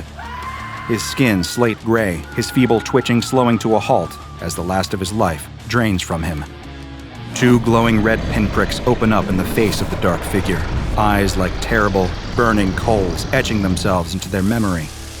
Like smoke, it continues to glide backwards further, seeking refuge in the dark, a safe haven amongst the other shadows. By this point, the 2 surviving investigators know there's nothing they can do for their boss anymore. All that's left is to get out and survive. They have to save themselves. They turn, wasting no time running towards the exit. They don't notice it, but the second they turn the beams of their flashlights away, the shadow's terrible eyes disappear, and it starts advancing towards them again, its claws outstretched and grasping for them with awful fury. The shadow creature grabs at their heads as they make their final leap for the exit. However, all the monster can pull away are their helmets and helmet cams as they scramble down the ladder and then down the stairs, running at speeds they didn't even think possible as the shadow slithers down behind them. It doesn't give up. It wants their lives. It wants their warm human blood on its claws. They clear the threshold of the accursed house and keep running to their car. One looks over their shoulder and sees the shadow leave the house, gaining on them, both claws outstretched and ready to rend their flesh. The 2 climb into their car. They see the shadow coming towards their window. It's moving so quickly, only a few feet away now. It's getting closer and closer and closer. Ignition. The car starts up and the driver smashes the pedal down. They take off, quickly accelerating up to illegal speeds as the shadow continues to chase, slowly getting smaller and smaller in the rearview mirror. A distant nightmare. A terrible, dark ghost. As it finally disappears, they feel a moment of safety. But really, only a moment. Because it occurs to them then that they cannot say, with any confidence, that this monster won't just be waiting for them when they get home. SCP-280, also known as Eyes in the Dark, is one of the more frightening and dangerous anomalies contained by the SCP Foundation. Of course, it likely won't be causing an XK-class end-of-the-world scenario anytime soon, but if you happen to run into this nocturnal monster, it's likely to cause an end-of-you scenario and remove you from the world with extreme prejudice.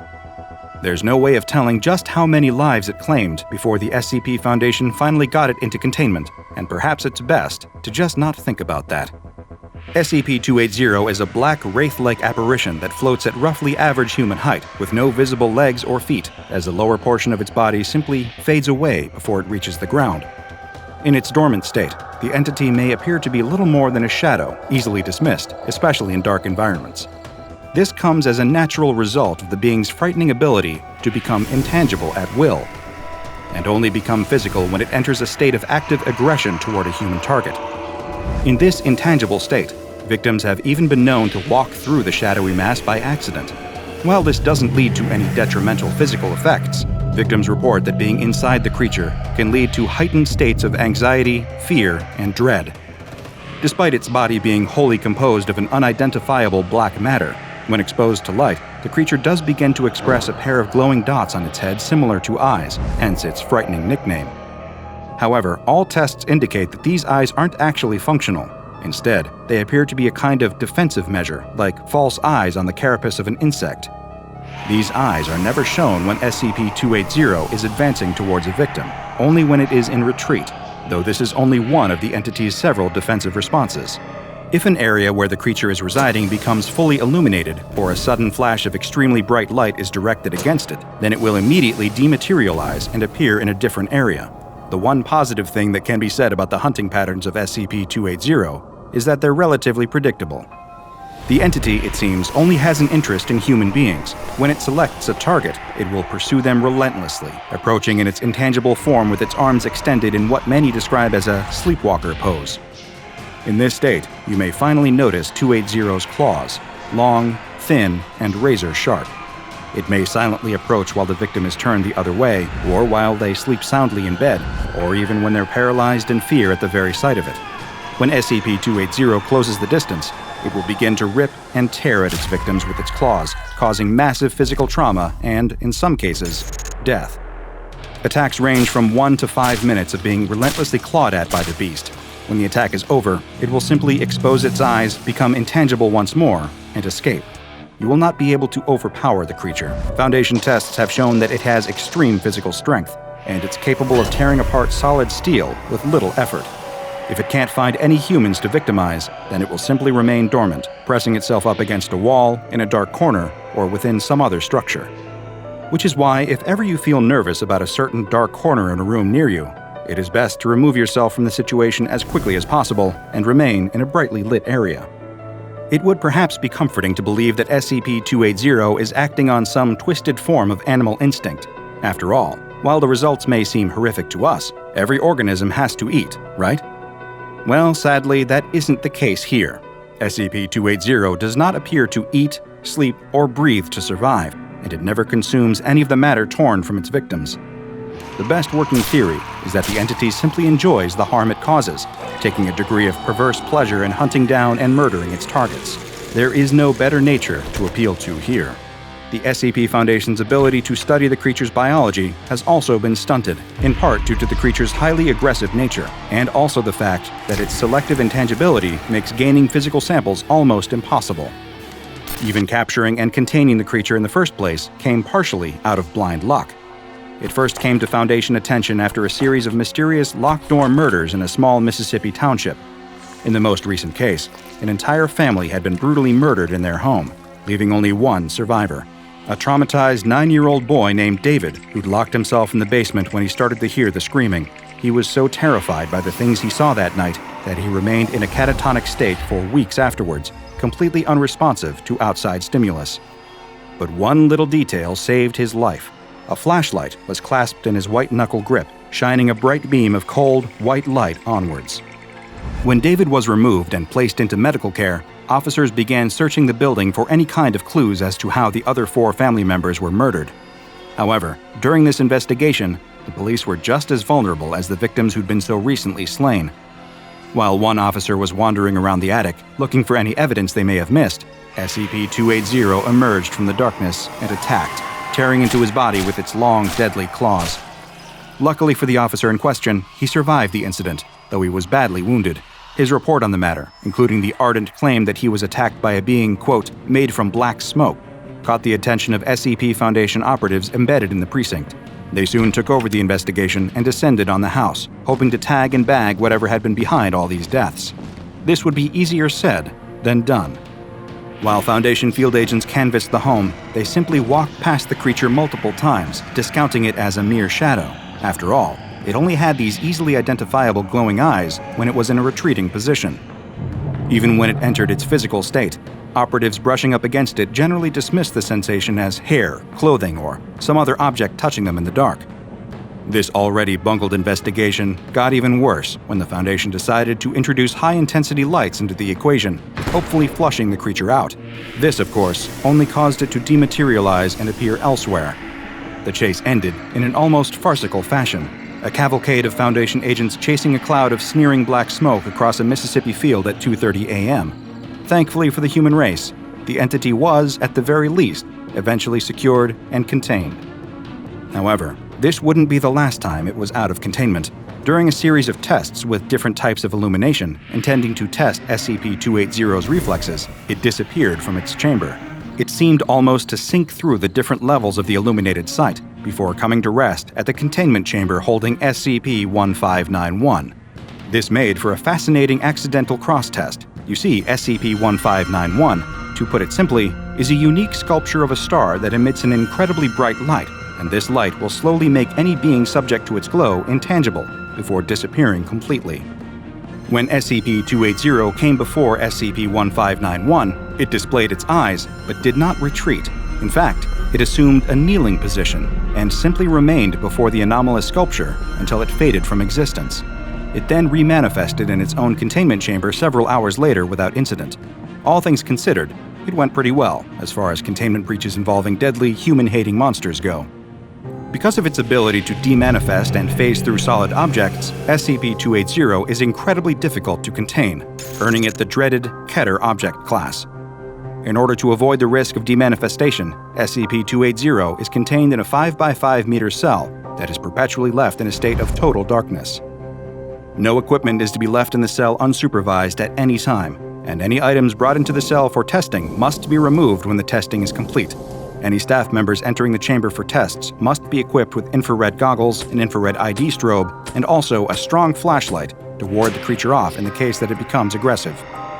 If SCP-280 does attempt to attack anyone in the chamber, all attending staff are instructed to turn on their flashlights and turn the beams against the creature. No aggressive action is permitted, and staff members must remain at least 1 meter away from SCP-280 at all times for their own safety. And if you suddenly feel yourself getting a little nervous in an eerily dark room, I'd like you to remember this: the one thing more frightening than seeing eyes in the dark is not seeing them. A storm rages outside of the little old house, as inside, a little old woman bounces a little baby on her little old knee. The baby coos and laughs as the old woman makes funny faces and noises for the child, trying to keep it entertained as they wait for his parents to return from their much-needed night out by themselves. The old woman herself needs a rest now, though. She's forgotten how exhausting it can be to watch a child. "Okay, that's enough. It's time for both of us to take a little nap before your parents get back." She gets up and takes the baby into a nearby room that looks as though it was a nursery at one time, but it hasn't been used for many years. As she goes to set the child into the crib, a strong gust of wind blows through the room. She places the baby down and rushes to the window and closes it shut. It must have been left cracked open by mistake. Brr, the room is cold from the wind, but she has just the thing to fix that. She moves to a small closet and opens the creaky door. The little old woman strains to reach up to the top shelf and feels around. Ah, there it is. She pulls down a baby blanket, a soft baby blue with colorful animals printed on it. It looks as though it's been up there for a long time, and she gives it a good shake before walking back to the crib. "Look what we have here. It's your daddy's own blankie." She gives it another shake. "There we go, good as new." She leans into the crib and wraps the small helpless child in the blanket before giving him a gentle kiss on the forehead. "Now you get some sleep. Your mommy and daddy will be back before you know it, and we want to show them what a good babysitter Grammy is, don't we? That way I get to see you all the time." The little old woman switches off the light and exits the room, leaving the door cracked just a few inches. She heads back to the couch and plops down on it. Almost as soon as she does, though, the baby starts crying. With a sigh, she gets back up and goes back to the nursery. "What's the matter, little dear?" she says as she turns the lights on. "Oh no," she rushes to the crib. "You've kicked your blanket off. You must be freezing." She grabs the blanket from the end of the crib and tucks it around the baby once again. "There you go, that's better." The old woman leaves the room and quietly closes the door shut, leaving it open just a few inches. The moment she turns around to go back to the couch, though, the crying starts again. With a sigh, she opens the door and goes back into the room. Once again, the blanket is stuffed at the end of the crib where the baby has kicked it off. "Fine, don't want a blanket? That's fine." She picks the baby up out of the crib and rocks him in her arms until it stops crying. She sets him back in the crib. "There you go. No blankets. Just please get some sleep. Grammy's tired." The old woman takes the blanket out of the crib and leaves the room. She closes the door most of the way and, incredibly, this time the child remains silent. The old woman resumes her place on the couch and starts to yawn. Just as she does, the wind outside picks up and howls loudly. The old woman shivers. She looks next to her and spots the baby blanket. She picks it up and examines the cute animal print, remembering when her own son was a baby wrapped in it. She smiles at the happy thought and throws the blanket around her shoulders. She leans back on the couch and finds that her eyes are growing very heavy. She'll rest them for just a moment. She won't fall asleep. She'll just rest. "Mom, it's us. We're back. Thanks again for..." The couple both scream when they enter the house to find that the old woman is lying face down on the floor in a pool of blood. The source of the blood is obvious. Chunks of flesh from her shoulders and upper back have been torn out, leaving jagged holes, as if she were mauled by an animal. As the man runs to the old woman, trying to do anything he can to help her, the woman runs to the nursery to find that the baby is sleeping peacefully in his crib. The woman picks up the child, tears streaming down her cheeks, and returns to the living room to see her husband kneeling beside his dead mother. Both the husband and wife are so shocked by what they have found that neither notices the baby blanket lying on the couch, or that the cruel, blood-covered mouth on it is slowly fading from view until it disappears completely. There is little in life that is more comforting than a favorite blanket. Perhaps you've had the same one since you were a child, or You have a heavy one that you like to wrap yourself in when you're feeling down, or maybe it's just one that's especially fluffy and warm that you'd do anything to keep. Today's anomaly plays on those very feelings, using them against its victims to become one of the more insidious predatory anomalies in the SCP Foundation archives. This is SCP-799, also known as the Carnivorous Blanket. SCP-799 is a type of creature that can vary in shape, size, and appearance, but, as the name implies, always takes the form of a blanket of some kind. The exact material the anomaly is made out of is unknown, but it is a very soft fiber that in many ways resembles a high-quality merino wool blend, though one that retains heat even more effectively than its natural counterpart. SCP-799's weight can vary from between half a kilogram all the way to 6 kilograms, and while examples have been found in nearly every color imaginable, it seems predisposed towards pastels and will frequently have patterns featuring stylized, friendly depictions of various animals. Both the pastel colors and the childish patterns are especially common in instances of SCP-799 that weigh less than 2 kilograms and would colloquially be known as baby blankets. While SCP-799 is undoubtedly a living organism, there is some debate as to whether it is itself an animal or perhaps a type of fungal colony. Instances of 799 are incapable of locomotion, lying motionless for long periods of time, and require little in the way of nutrition. What small amount they do need, they appear to be able to gain almost entirely from the organic particles present in normal household dust, such as animal dander and dead human skin cells. The blanket feeds via a series of minute, filter-feeding mouth-like structures that are spread across the surface of the creature, which wait for nutrients to fall into them, not unlike a sponge on the ocean floor. Instances of SCP-799 can survive for quite a while in this state, and one specimen was noted as having lived for multiple years in a damp attic, subsisting entirely on the small organic particles that would drift down from the rafters above.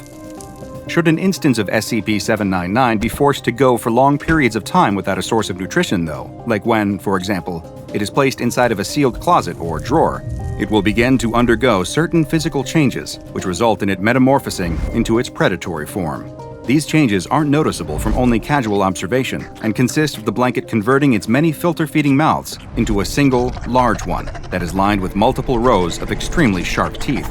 The blanket creature also develops a new form of tissue inside its cloth-like structure, one that is similar to muscle and capable of contracting and squeezing. Once its metamorphosis is complete, the instance of SCP-799 will lie in wait for an unsuspecting creature to cover themselves with it or wrap it around their body. Once they do, the blanket will bide its time until they enter a state of rest, usually waiting for them to fall asleep entirely, at which point its feeding phase will begin. Once the creature has detected that its victim is dormant, it will use its newly formed muscle to latch onto them, holding them in place as it opens its tooth-lined maw. It will begin to bite at its confined prey, tearing off several kilograms of flesh, bone, and any other organic material it can, swallowing it, and converting it into a thin slurry that it spreads through its body almost immediately. This traumatic, violent process nearly always leads to the victim dying of blood loss. Within 10 minutes of the attack, the mouth on SCP-799 will have been completely reabsorbed, leaving no signs that it is anything other than a normal, everyday blanket, though one which now mysteriously weighs several kilograms more than it did before. By 40 minutes after the attack, the entire digestive system within SCP-799 will have demetamorphosed back into its original form, with a single digestive tract being changed once again to the many dispersed filter-feeding mouths. While SCP-799 is more than happy to feed on any warm-blooded animal, including humans, it shows no interest in cold-blooded ones or inanimate objects. It appears then that its senses may be limited to only touch and heat, using those as signs that it is now wrapped around a potential meal. Adding to the strangeness of SCP-799 is that it reproduces through budding, like flatworms and corals. When it has absorbed enough nutrients and sufficiently increased its mass, either very slowly through filter feeding or rapidly via its carnivorous phase, it will begin to take on a quilt-like appearance. Over several weeks, one of the quilt squares will puff up and slide off the blanket. This new, smaller instance will resemble a doily or a throw pillow, until it too begins to feed and grow. The new instance is a perfect clone of its parent, identical in every way, and it will eventually grow to a similar size and begin its own reproductive cycle. It is unknown exactly how long it takes SCP-799 to reach full maturity, but the current best guess is that when kept in its filter-feeding phase, an instance will reproduce every 50 to 60 years. Instances of SCP-799 are quite prevalent across the planet, and the SCP Foundation currently has hundreds of examples in containment. Unfortunately, it is unknown just how many still exist in the wild, as it is very difficult to identify instances, with one of the only reliable means being through genetic testing. Should any instances be located, though, they are to be destroyed immediately, as the Foundation already has a large enough population in containment for research purposes, and they pose too much of a risk both in terms of harm and exposure to the general public.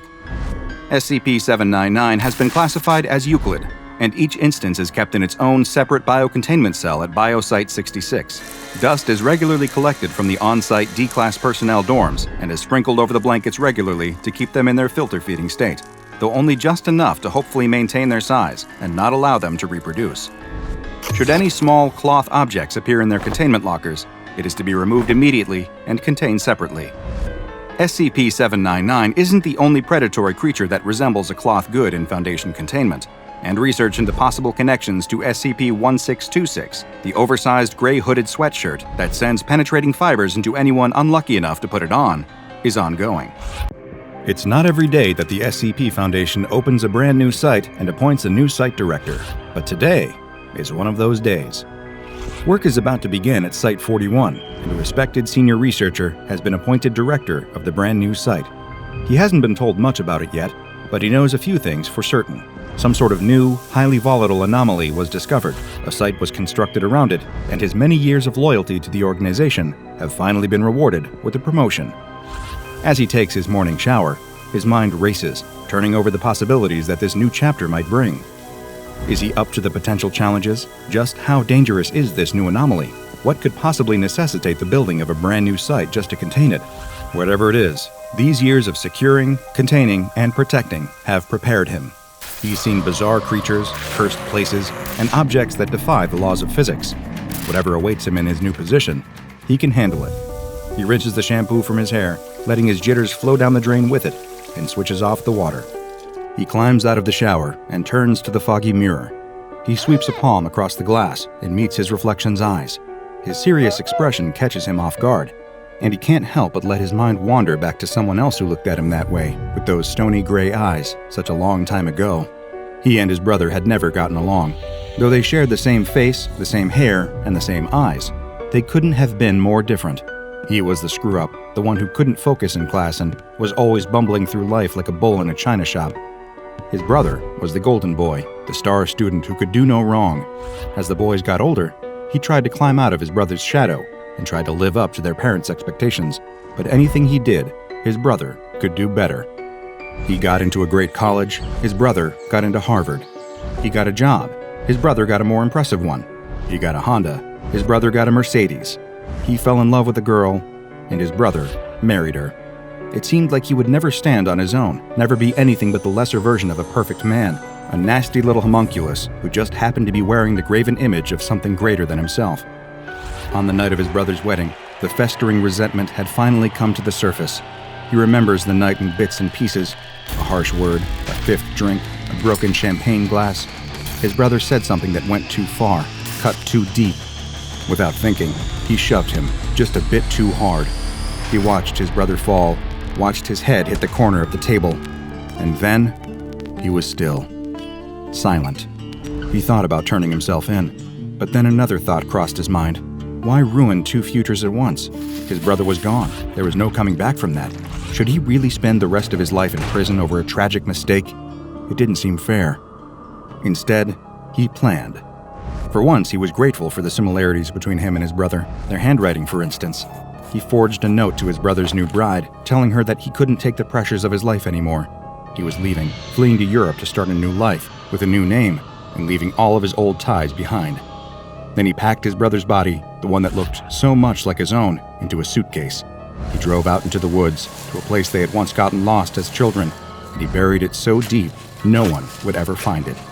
He'd never forget how he felt that night, laboring away in the dark forest, face an unpleasant mess of snot and tears, the end of his shovel piercing the dirt again and again, until he'd made a big enough hole to consign the case that now held his own brother's mangled body. Every shovelful of dirt that he piled back on, hiding his sin, felt heavier than the last. What had he done? What the hell had he done? But by the time the grim deed was concluded, Rationalizations had smoothed out the hard edges of his crime. There were a million reasons this was okay. This was justified. It was an accident, of course, that much was clear. But didn't his brother also have it coming, for flaunting his perfect life in his face for all these years? And who was the worthless chunk of dead meat now? The scales were balanced once more. No one would ever know what he did.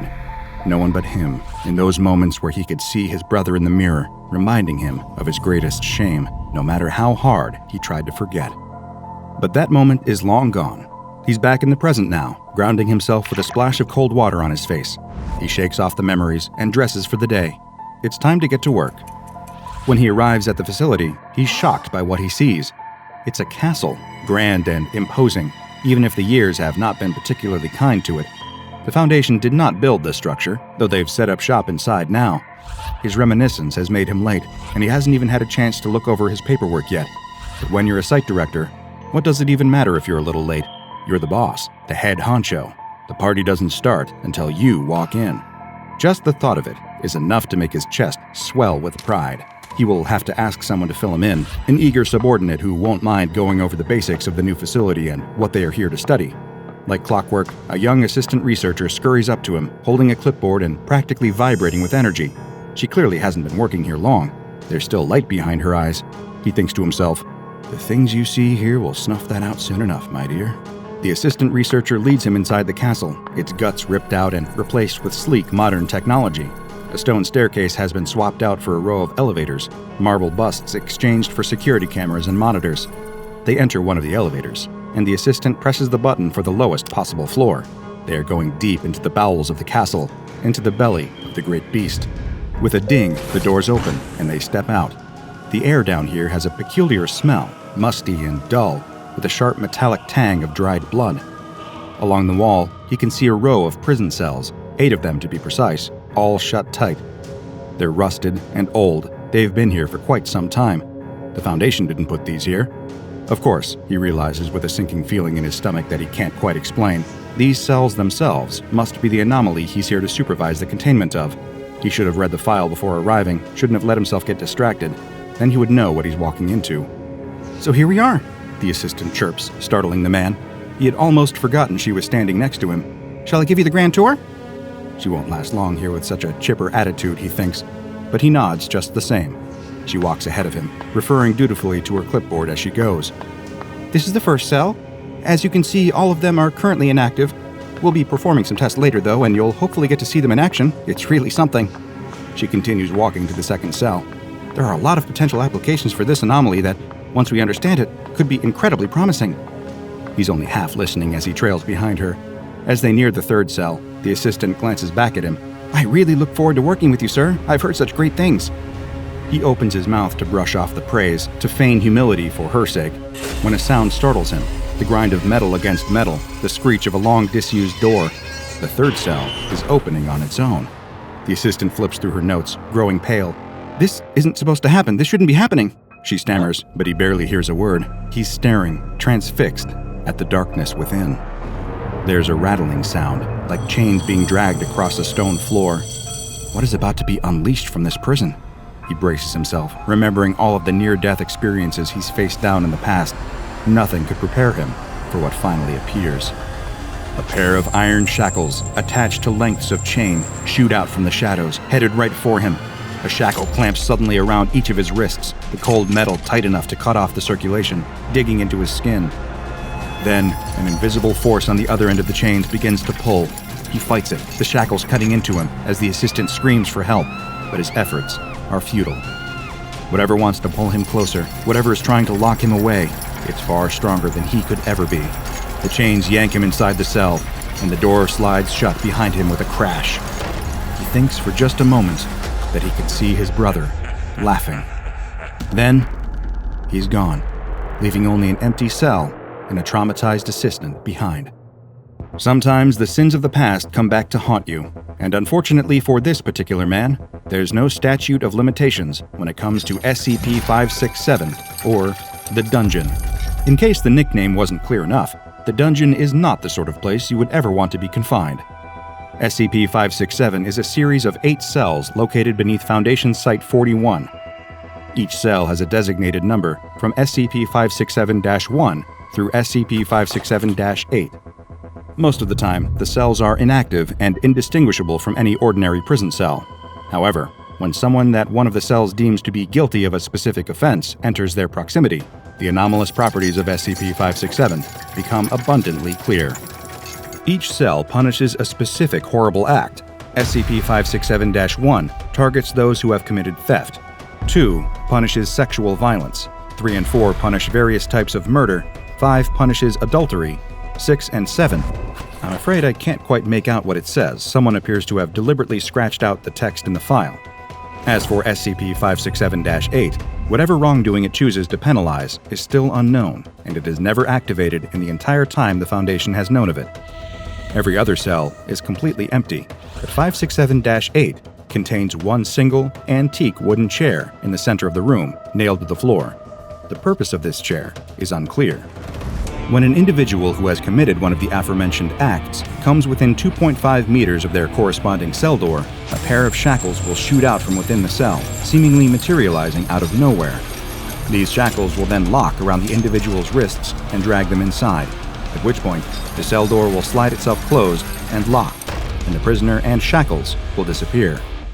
Multiple researchers have compared this anomaly, both in its function and its methodology, to SCP-1002, or Demisers, and SCP-2701, or True Solitary Confinement, which I have discussed at length before. Since the Foundation first contained SCP-567, only 2 prisoners have ever reappeared after being taken. 68 hours after he was first placed inside SCP-567-3, D-903912 escaped and was found collapsed on the ground just outside Site-41. He died only moments after reappearing, before any medical intervention could take place. An autopsy showed severe injuries, including lacerations, internal bleeding, and burns on his wrists and ankles.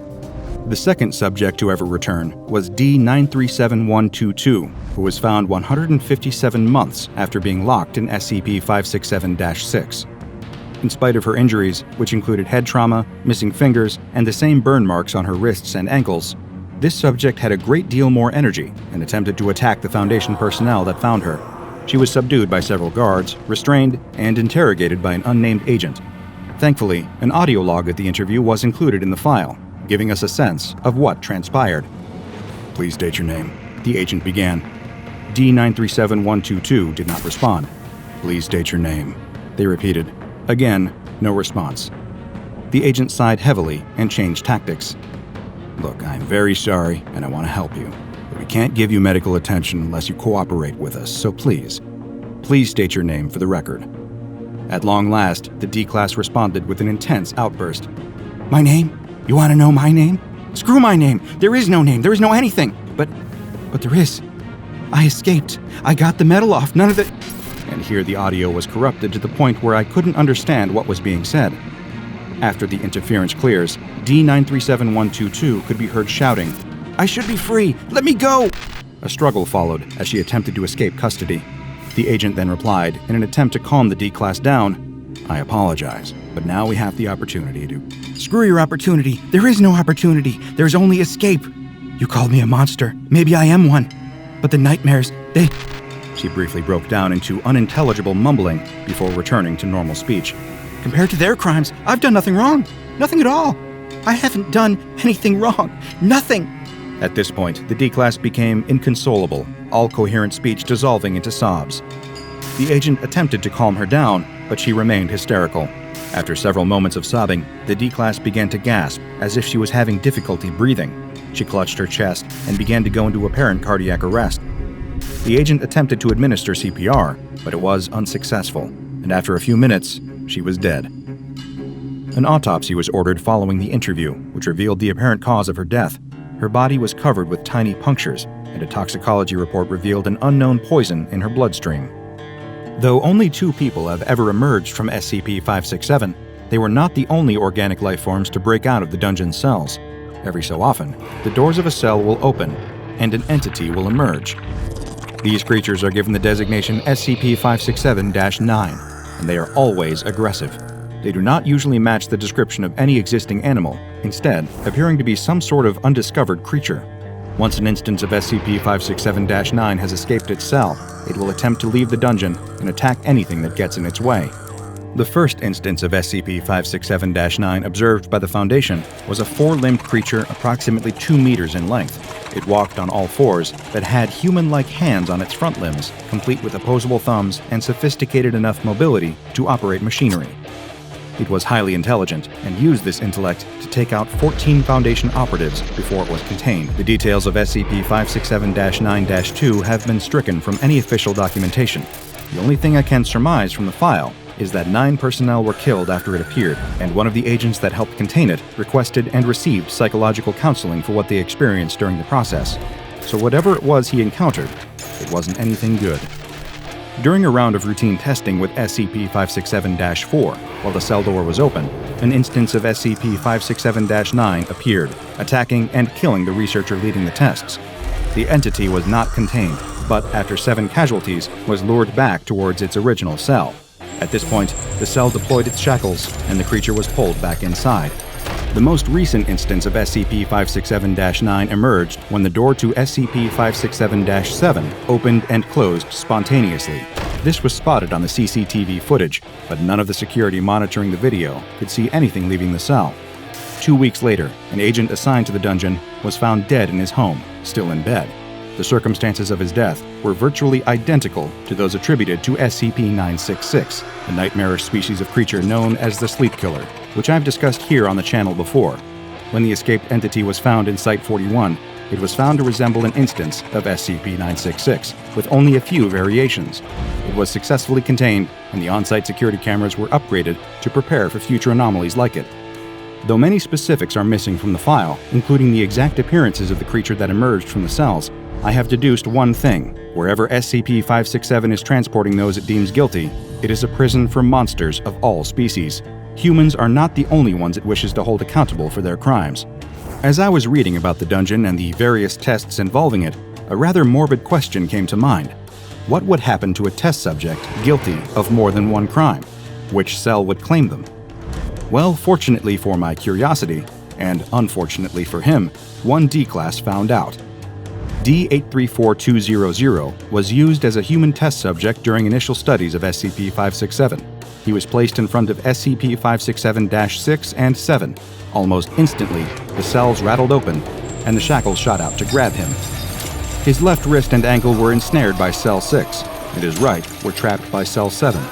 Then, he was pulled into both cells. Well, part of him was at least.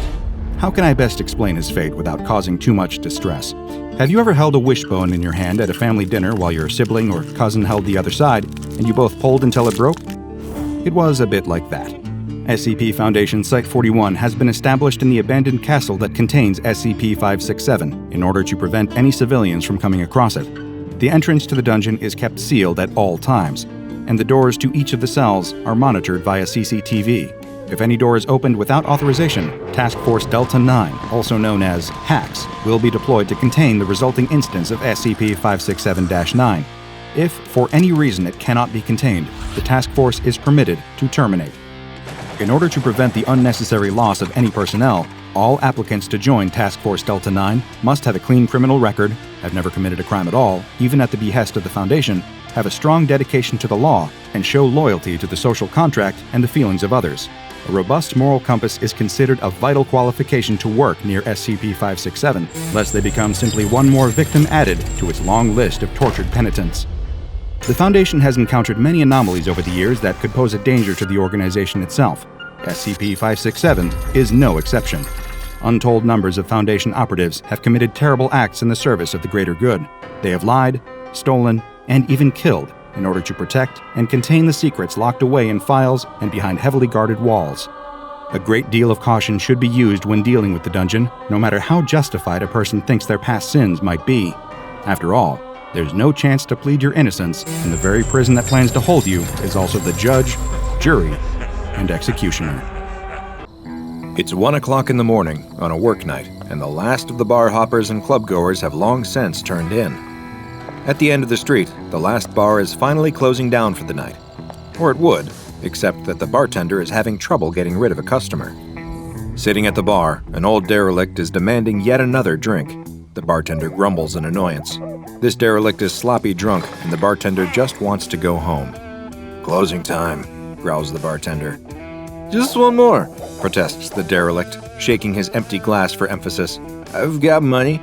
He laughs at his own words, his giggles ending with a loud belch that blows a cloud of aromatic vapor into the bartender's face. That's it. This derelict has been hanging out at this bar causing trouble all night, and the bartender has had enough.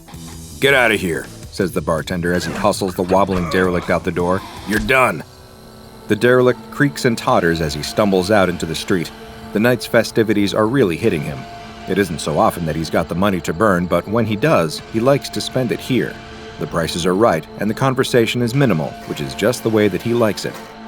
The derelict turns around, fire in his eyes. He's raring to fight, and he doesn't care that the bartender is quite a bit larger than he is. Right now, all he can see is red. "Don't tell me when I've had enough," he slurs, raising his fists as he prepares to lash out. But the bartender has already slammed the door in his face. Defeated, the derelict turns his back on the closed bar and starts a slow stumble down the street.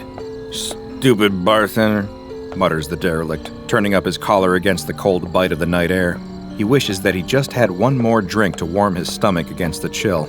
He's so out of it that he doesn't stop to think that the bartender did him a favor by refusing to fight. There is no way that the derelict would have won that battle. Even if he was in his physical prime, even if the bartender wasn't twice his size, the derelict is in no shape to fight. His vision is blurry and his head is swimming. In fact, he can barely remain upright. If he had any sense, he would probably stumble home and sleep this off. But the night is young, and he's not ready to give up yet. He walks down the street, eyeing every storefront in hopes of finding another bar. Unfortunately, every window has a closed sign in it. He swears under his breath. What a run of bad luck. What's a guy supposed to do in this town, he wonders. Just when he's about to give up hope, he spies something glinting in the reflective halo of a street lamp. He stumbles closer to get a better look, and he can hardly believe his eyes. Finally, his luck is changing. Someone has abandoned a half-empty bottle. "Well, hello there, little friend," says the derelict. He struggles to focus, but the world is spinning. In his confusion, he could swear he's seeing things. But no, he can feel the heft of the glass bottle in his hand, and he knows that it is as real as he is. "Who left you behind? Who would leave a perfectly good bottle just sitting out here?" He recognizes this brand. There's only about 3 fingers of liquid left, but that's better than nothing. Some people might balk at drinking out of a random bottle that you found on the street, but the derelict doesn't give it a second thought. He tips the bottle back and slurps it all down. It burns going down, just as it should, he thinks. He sighs in contentment as he feels the harsh liquid warm his stomach. Perfect. That really hit the spot. But what happens next surprises him so much that he can't believe his eyes. There's still liquid in the bottle. He blinks, wondering if maybe his adult brain is playing tricks on him. But he shakes the bottle cautiously and is rewarded with the telltale swish of liquid. That's no illusion. He takes another swig, guzzling it down. Normally, he'd drop the bottle to the ground and stumble on, but something makes him pause. He maintains his grip on the bottleneck and raises it again to take another look. And sure enough, there's still more left in the bottle. The derelict cannot believe his luck. He feels like he must have won the lottery. He's found a never-ending bottle. Already his mind is reeling with possibilities. "That bartender really thinks he's so smart," he mutters to himself as he weaves unsteadily. "But I don't need him anymore. See if I ever go to this stupid bar again. He just lost his best customer. Now that I have you, little bottle, I don't ever need to pay for drinks ever again." "It's the best day of my life," crows the derelict, raising his arms in triumph. He's barely able to stagger back to his home, a seedy apartment on the bad side of town, before he passes out on the floor. The morning sun rouses the slumbering derelict, and he rises with a groan. His whole body aches, and his mouth feels dry and parched. That's par for the course after a night of drinking, but somehow this hangover feels different. He puts that thought out of his mind as his mind returns to the strange, never-empty bottle that he discovered the night before. It's lying on its side on the floor next to him. He reaches for the mysterious bottle, only to find that, in fact, the previous night was not a dream. The bottle still contains just as much as it did the night before. He can't explain it, but the derelict isn't about to question his good fortune. He lifts himself to his feet and walks slowly into the bathroom. He's feeling a hangover like he's never felt before. His head is pounding and his throat is dry. His tongue feels swollen and sluggish inside his mouth, but he knows how to handle it.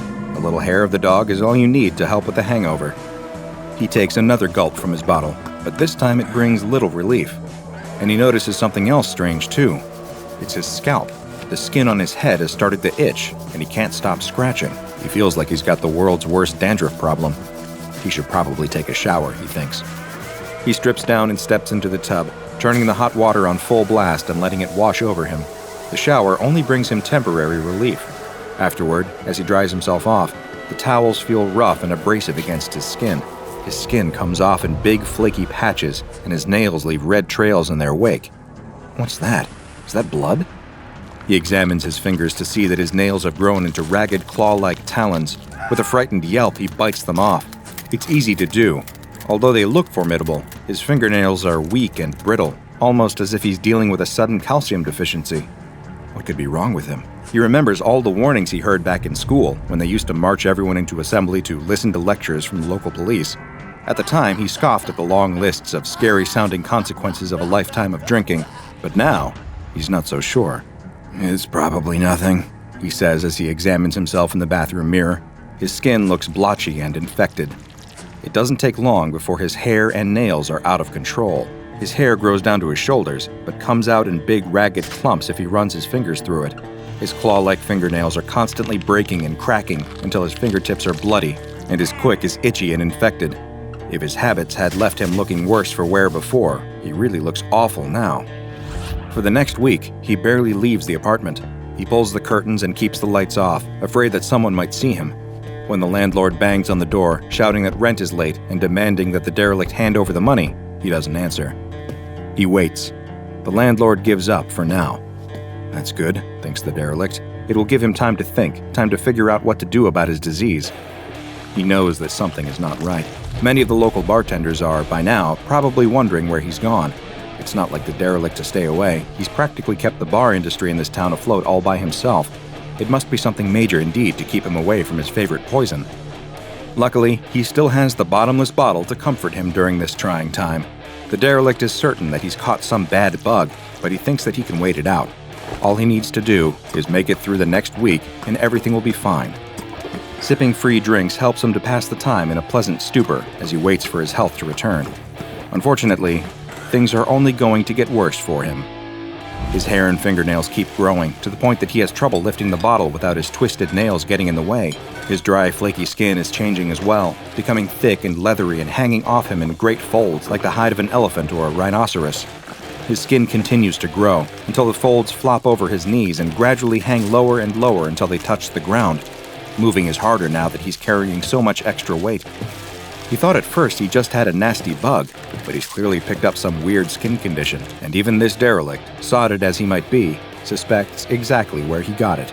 It's got to be that crazy bottomless bottle. He can't think of another reason. Even so, he can't bring himself to part with this little gift from heaven. Even in his darkest hour, a few sips of liquid courage always helps to calm his nerves. He considers lumbering down to the free clinic in hopes that they might be able to cure him or at least tell him what's wrong with his skin. But he thinks better of this option. What if he's got some weird alien parasite that no one has ever seen before? They might lock him away in some government lab or something. No, he reasons, it's better to wait it out. He'll sleep it off, swear off the sauce for a little while, and maybe it'll pass. In desperation, the derelict drags himself across the floor, hoping to at least find some solace away from human contact. He locks himself into his bedroom while he's still able to manipulate the lock on his door. The extra folds of skin are hanging off of his hands and arms, making it hard to do anything. The extra skin is so heavy that he can't walk much carrying all that extra weight. He lies on the floor of his bedroom, away from everything, and hopes that tomorrow, when he wakes up, this will just be a fading dream.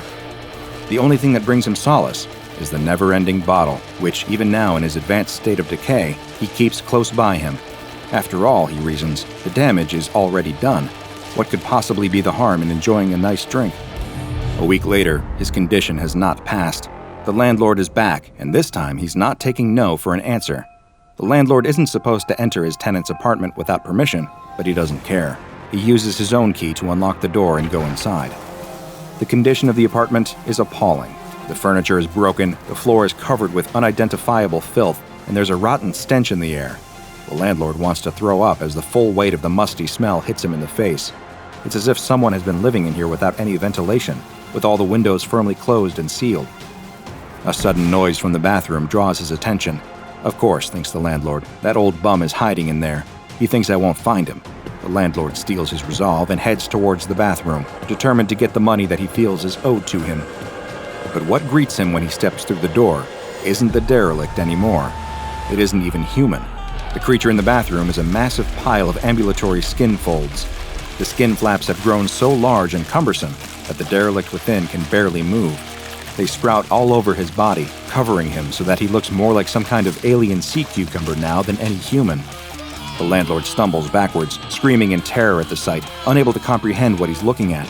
Improbably, the creature reacts to the noise, and a ripple of movement spreads across its surface.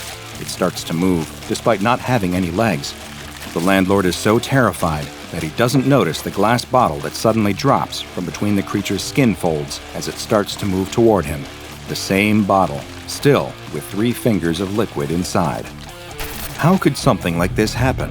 What parasite or disease did the derelict contract from the miracle bottle he found? Sadly, this never-ending bottle isn't a boon, but a curse, and the man who found it that night became just another victim of what the SCP Foundation has classified as SCP-420. SCP-420 looks like a perfectly ordinary bottle of a certain popular libation, even to the point that it bears the label of a common brand. The bottle always contains a small amount of a mysterious liquid known as SCP-420-1. If this liquid is poured out, SCP-420 will always replenish itself. When SCP-420-1 is potent, it is physically, chemically, and molecularly indistinguishable from ordinary whiskey, although drinking will have an effect far greater than even the strongest liquor. When SCP-420-1 is poured out of SCP-420, though, it undergoes a strange transformation, eventually losing its potency and changing until it is indistinguishable physically, chemically, or molecularly from urine. Consuming potent SCP-420-1 instigates a bizarre physical transformation called SCP-420-2 in 6 stages. In Stage 1, beginning 12 hours after consumption, the subject will start to have difficulty speaking, resulting in slurred speech that is not consistent with normal alcohol inebriation. Their fingernails, toenails, and hair will start to grow at an accelerated rate, but also become brittle and prone to breakage. Nail breakage to the quick often leads to bleeding and infection. The Foundation has had some success in curing SCP-420-2 if it is caught when still in Stage 1, treating it as if it is an aggressive form of cancer with radiation and chemotherapy, as well as a constant intravenous supply of Formula 420A09T-T174B. Victims thus treated have a 73% recovery rate, but a 21% fatality rate. From Phase 2 onward, this protocol can slow the spread of SCP-420-2, but will not stop it entirely. In Stage 2, beginning 1 to 2 weeks after Stage 1, the subject's skin begins to show similar properties to those exhibited by hair and fingernails in Stage 1, becoming dry, brittle, and prone to cracking. As old skin flakes off, the subject's new skin begins to grow at an accelerated rate, eventually forming thick, leathery folds all over the subject's body. Skin flaps growing inside the mouth interfere with speech and eventually render subjects mute, but do not appear to impede breathing or eating. Indeed, subjects in Stage 2 exhibit a renewed interest in eating, possibly because the subject's body requires additional nutrients and calories to build the increasingly heavy armor of thickened, calloused skin. Stage 2 subjects will eat anything that they can get their hands on, and many die after attempting to eat poisonous or inedible objects. In Stage 3, beginning 3 to 6 weeks after Stage 2, nerves in the skin layer grow uncontrollably, but no longer connect to the victim's central nervous system. Genetic testing of the skin in this stage reveals that its DNA has become so mutated that it can no longer be classified as human. It is, in fact, a separate and very inhuman organism that almost acts as a parasite growing from the human host. The skin may develop tumor-like growths, which appear to be analogous to human muscle and secretory cells. Hair and fingernails sprout randomly from the mass of skin. By Stage 4, beginning 3 to 7 days after Stage 3, the skin has become a mass of thick, leathery folds, completely covering the human host to the point that they disappear completely. The skin begins to exhibit random twitching movements, as though it is indeed a living organism finally coming into its own as a life form and testing out its new body. The human subject within the skin continues to eat, although brain scans reveal that they are no longer in control of their mouth. Instead, the skin entity forces the mouth to move by moving the attached skin, Small holes begin to form in the skin, eventually growing into narrow tunnels or throats that lead back to the now trapped body of the helpless subject. The subject is still consumed with a ravenous hunger and will eat anything that they can get in their mouth. In Stage 5, beginning 1 to 2 days after Stage 4, the skin begins to move in patterns indicating rudimentary intelligence. The skin, although still attached to the original subject, is now completely and distinctly non-human. It is its own organism. It can move of its own accord, dragging the trapped host along for the ride, and it moves and feeds much in the manner of an extremely large amoeba. It feeds by excreting a digestive enzyme onto foodstuffs and then enveloping the nutrients with its skin folds, again like an amoeba surrounding its food. The food is taken into the throats. These tunnels connecting the outside of the skin to the now completely subsumed host are now directly connected to the host's circulatory system and function as additional mouths. They can consume nutrients which are moved down their length by bristly hairs and further broken down by grinding keratinous plates before being taken into the host's body. Most hosts will remain in Stage 5 indefinitely, although there still remains a much more dangerous Stage 6 yet to come. At this time, it's unknown what factor triggers SCP-420-2 to develop into Stage 6. Little information about Stage 6 is available at this time, although it is known that it involves even more accelerated skin and keratin growth, resulting in a sudden increase in size and mass. Perhaps the most terrifying part of the entire transformation is that the host remains alive for the duration of the process, and sometimes even after SCP-420-2 has settled comfortably into its new life at Stage 5. Mercifully, most hosts will have completely succumbed to insanity by this point, although some are shown by brain scans to still be self-aware and quite calm, perhaps fading into a Zen-like state as they accept the inevitability of their fate. SCP-420 is contained in a storage locker at an undisclosed site maintained by the Foundation, and it is only to be removed from this locker by SCP staff with Level 3 clearance or higher. It has been given the Safe class because, despite the horrifying nature of its effects, at least it doesn't move anywhere. Samples of SCP-420-1 not in use by testing should be stored in the container marked SCP-420-1 Decon in Locker 1014-420 until they lose potency, at which time they can be disposed of as biohazardous liquid waste. Victims infected with SCP-420-2 are not contagious and should be contained in standard solitary D-Class secure confinement. On reaching Phase 3, subjects should receive double rations. Due to the extreme danger of Phase 6, any subjects who reach Phase 4 should be closely monitored for signs that the condition may be advancing further, in which case they are to be immediately destroyed by incineration. Knowing the fate that befalls victims of SCP-420 should make anyone think twice about drinking out of a random bottle that you just found in the street. Though personally, I think that's just common sense. It's late at night, and you're driving down a desolate stretch of highway somewhere in New Mexico. There's nothing out here except for you, your car, and the road. What you don't know is that you're about to encounter something. Something terrifying. There's no moon, and the sky is pitch black. Your own car is barely lighting up the dark road ahead of you.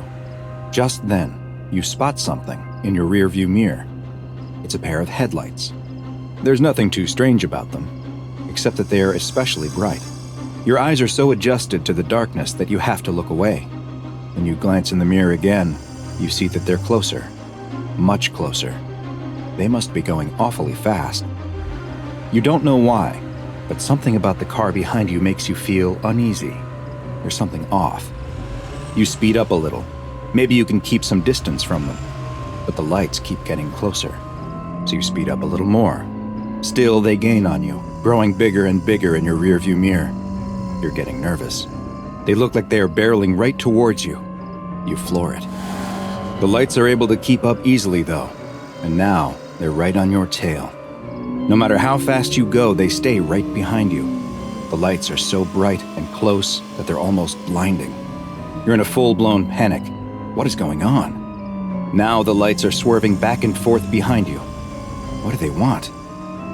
You take a sharp turn without indicating, but they follow you without difficulty. You keep your foot smashed down on the accelerator. Your engine is screaming, but they just get closer and closer. They're right on your bumper. The bright white lights burn your eyes so bad that you swat at the rearview mirror to point it down. You look up just in time to see the deer standing in the middle of the road.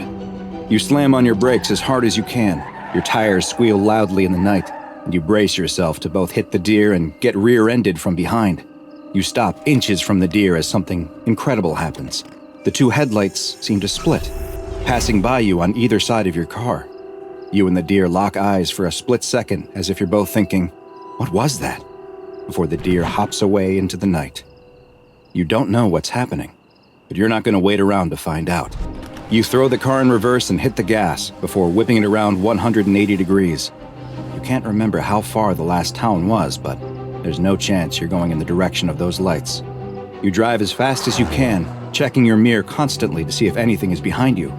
Nothing. Just darkness. Maybe you're finally safe. No, they're right in front of you.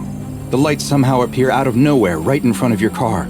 You turn the wheel hard to avoid a head-on collision and you go flying off the road, smashing your head against the window as the car goes flipping and rolling and tumbling. The car comes to a stop 100 feet off the road, upside down, with a lone blinking turn signal dimly lighting up the surrounding field. A single headlight approaches the car, but it's not moving like a vehicle. It's moving like an animal. You're concussed from the accident, and your vision is starting to fade. The last thing you see is a second light approaching. The next morning, the local sheriff is investigating the scene of a single car accident. Curiously, there's no body, just a few scraps of clothing and a pair of tennis shoes sitting neatly in the upside-down roof of the car. Strangest, though, are the childlike handprints all over the dirty car door. The sheriff doesn't know what to think. What the sheriff doesn't know is that he has just come upon the aftermath of an SCP-745 attack, a strange and mysterious creature known as the Headlights.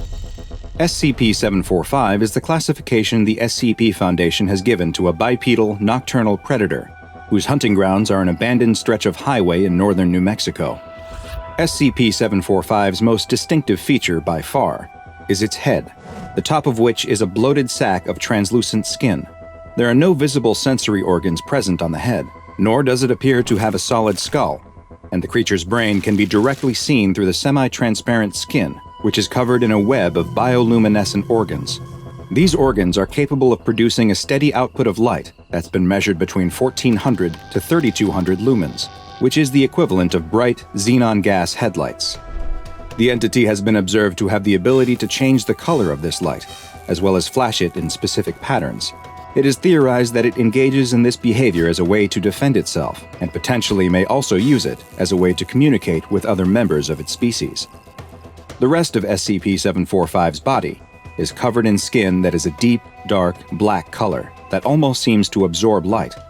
This quality, when paired with their blindingly bright head protrusion, gives the appearance of a floating point of light in the darkness. Because SCP-745 entities hunt almost exclusively in pairs, with their preferred hunting grounds being remote sections of highway, they are easily mistaken for oncoming or approaching headlights. Two SCP-745 entities are able to move together in perfect synchronicity, running in tandem at speeds up to 180 kilometers per hour. Together, they will target lone vehicles that they spot on the highway and will begin to chase or run straight towards them, giving the unlucky driver the impression that a fast-moving car is rapidly approaching them.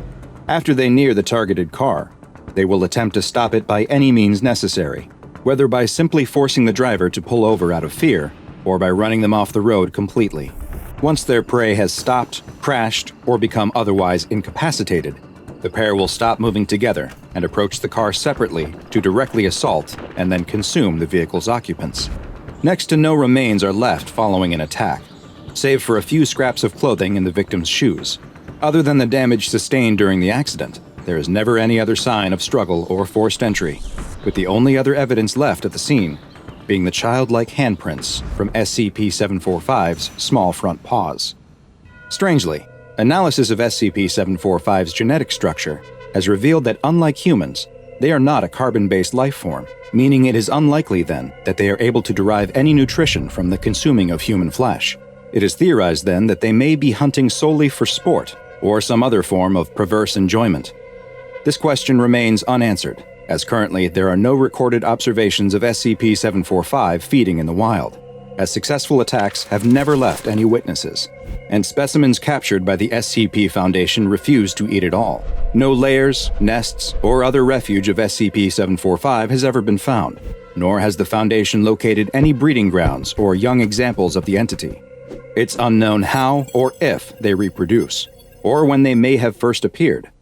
What is known is that they had established a wide hunting territory across the American Southwest until Foundation teams began a program to thin their numbers in the 1960s. The effort appears to have been successful so far, and all recent sightings of SCP-745 have been limited to a specific stretch of highway in northern New Mexico. SCP-745 has been classified as Euclid, and in order to limit potential exposure to civilians, the Foundation has purchased the land surrounding the highway, with traffic being redirected to other roads. Foundation security teams disguised as highway patrol officers are to remove any trespassers or lost travelers who accidentally find themselves on the dangerous stretch of highway. The security teams are also tasked with attempting to capture any instances of SCP-745 that they can, and any recovered creatures, live or dead, are to be loaded into Class 3 BCU storage containers and transferred to Site-17 for further study. Containment procedures that are able to preserve living specimens are still being researched, and currently, no examples of SCP-745 have survived for more than a week in captivity.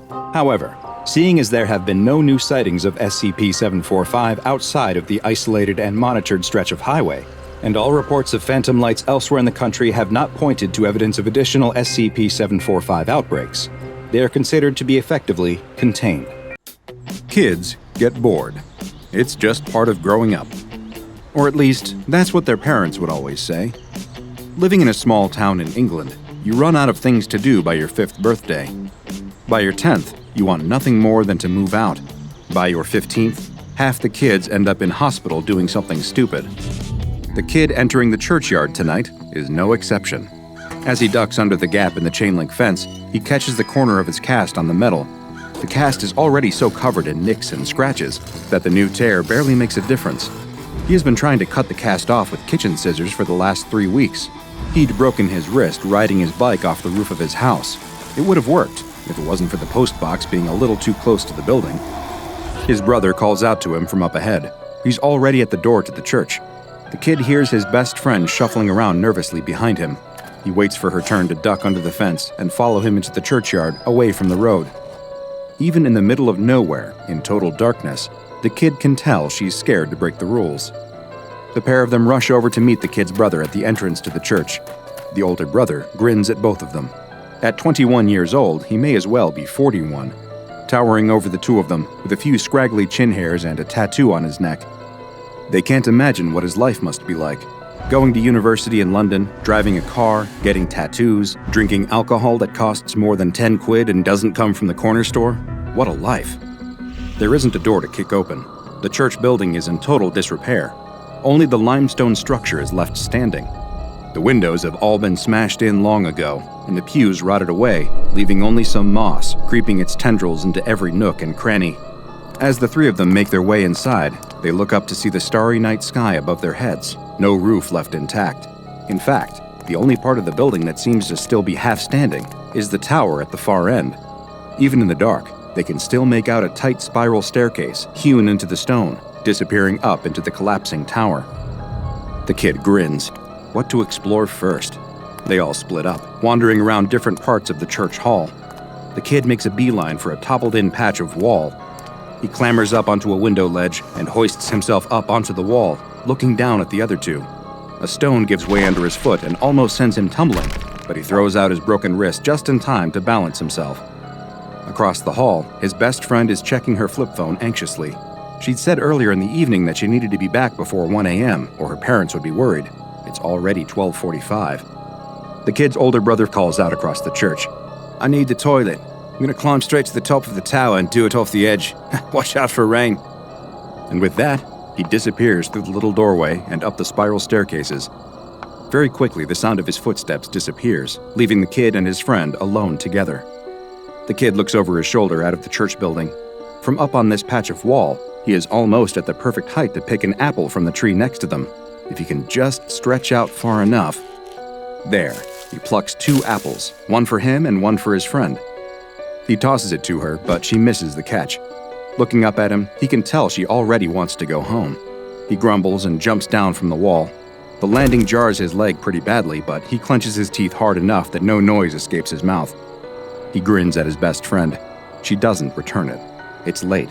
She needs to get home soon, and the only way they can get home is in his big brother's car. Fine, I guess it's probably home time. She gives him her best attempt at a smile. The kid walks over to the stairs, sticks his head through the doorway, and calls out. No response. Great. How high do these stairs go? They can't be more than a couple of stories, surely. He calls again. Still nothing. His best friend appears at his shoulder. They both peer up the staircase. It's such a tight spiral that they can't really see anything beyond the first 10 steps. It's dark in there, almost too dark to see where they're going. He gets out his flashlight and flicks it on. That should be enough light for the both of them. The kid plants his foot on the first step and starts climbing. The steps feel well worn. They're smooth in the middle and dip down slightly from years of use. 1 step, 2 steps, 3, 4, 5. His flashlight dies. He shakes it, knocking the back of it a couple of times like they do in the movies. Nothing, not even a flicker. He asks his friend if she has a flashlight. She doesn't. So the two of them climb in the dark. Very quickly, the stairs change shape. Or maybe that's the wrong word. They aren't changing shape, they're just shrinking. It's subtle, but definitely happening. The gaps between them are getting smaller, and the undersides of the stairs above are bearing down on the kid's head slightly. The kid stops and turns to his best friend. He can hardly see her at all in the dark. She's just a slightly darker shadow standing a couple of steps down from him. He asks if the steps are getting smaller. She tells him not that she can tell. He insists they must be. The stairs above their heads are getting lower and lower. The space is closing in on them slightly. She says she has no idea what he's talking about. Tutting at her, he takes a couple more steps up the staircase. The cast on his arm tightens. That's strange. He keeps going, and all of a sudden, it feels like a vice. The blood flow is cut off almost instantaneously.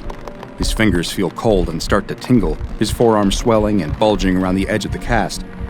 The pressure building up inside it is ridiculous, feels almost as if the cast splits apart and falls off. Blood rushes back to his fingertips. He flexes them gratefully, turning to his best friend. Even in the darkness, he can tell she's peering at him intently. He runs a hand over his arm, massaging it gently. That's strange. His arm feels different from how it did before it went into the cast. There's more hair on it now, and the muscle running along his forearm feels more pronounced. He flexes his wrist. No pain, no stiffness, nothing. He isn't due to get his cast off for another month at least. Those doctors clearly don't know what they're talking about. Are you standing on your tiptoes? His friend asks from behind him. He looks down at her shadow, confused, and tells her no, he isn't. The kid apparently looks taller. Must just be uneven stairs or a trick of the light. Come to think of it, though, his best friend does look a little different standing there below him, even just from her silhouette. She isn't any taller, but her figure looks different. Her voice sounds a little lower.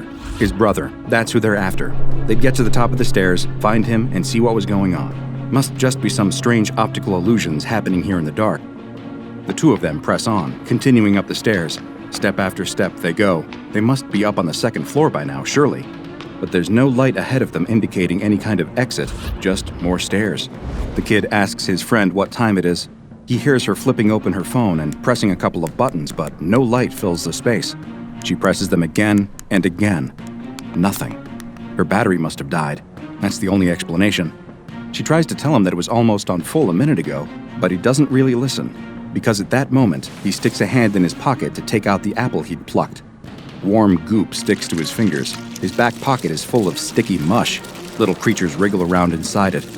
Maggots. How had he plucked a rotten apple? It felt fine on the branch. He takes another step, hands still absently hovering over his pocket. A buzzing sound. A couple of flies brush past his fingers. What had they been doing in his pocket? He hears them drift around him and up the staircase, until suddenly, their buzzing stops. He crouches down and squints hard in the dark. He can just about make out 2 little flies lying on the stair just 2 steps away from him, both on their backs, legs curled. The kid reaches back into his pocket and feels around. The sticky mush is gone. Just some kind of dry, dusty substance is left. Strangely, the kid doesn't panic. He knows somewhere in his head that everything happening to him is very peculiar, yet he doesn't feel worried about it at all. To be honest, all he really cares about right now is making it to the top of this staircase. He takes off, running 2 steps at a time up towards where his brother must be waiting. Part of his mind notices that the jarring feeling in his leg from jumping off the wall is gone. No time to think about that now. Up he runs, each stride throwing him further and further. Somewhere behind him, he can hear his best friend muttering something to herself, something incoherent and garbled. Her voice definitely sounds different now. It barely sounds like her anymore. She sounds more like her mother. The kid catches his foot on a step and falls. His best friend clatters into the back of him before she has a chance to stop. The 2 of them topple over, landing awkwardly on a step, enough to knock the wind out of him. She lies on top of him. Only, it can't be her. It feels like a fully grown woman, not his 15-year-old friend. She whispers to him. Her voice doesn't sound scared at all, though. If anything, she seems a little disinterested. What's happening to us? The kid breathes heavily, struggling to get the air back into his lungs. That's when he notices the smell. Something deathly rotten is filling the staircase. Something moldy and decaying. She seems to notice it too. The pair of them stand up straight and peer up the stairs. In the gloom, they can see it clearly enough. A person slumped on the ground. The smell tells them all they need to know about this person. They should run, right now. They should run back down the staircase and out of there. Yet both of them inexplicably and in unison continue walking up the stairs, closing the gap on the corpse. It blocks off 2 whole steps, lying awkwardly on its side, slightly hunched over as if the person had collapsed in a coughing fit. The kid almost slips over. Something small is under his foot, something metallic. He reaches down and picks it up, feeling its shape and knowing almost immediately what it is. He lifts the lid and flicks the red and gold lighter on. A little flame fills the staircase with light, orange and weak, dancing around the stone. It is just enough to make out the flecks of blood coughed out of the corpse's mouth and onto the stone steps. It is just enough to see the scruffy little beard sprouting out of the corpse's face. It's just enough to make out the tattoo on the corpse's neck.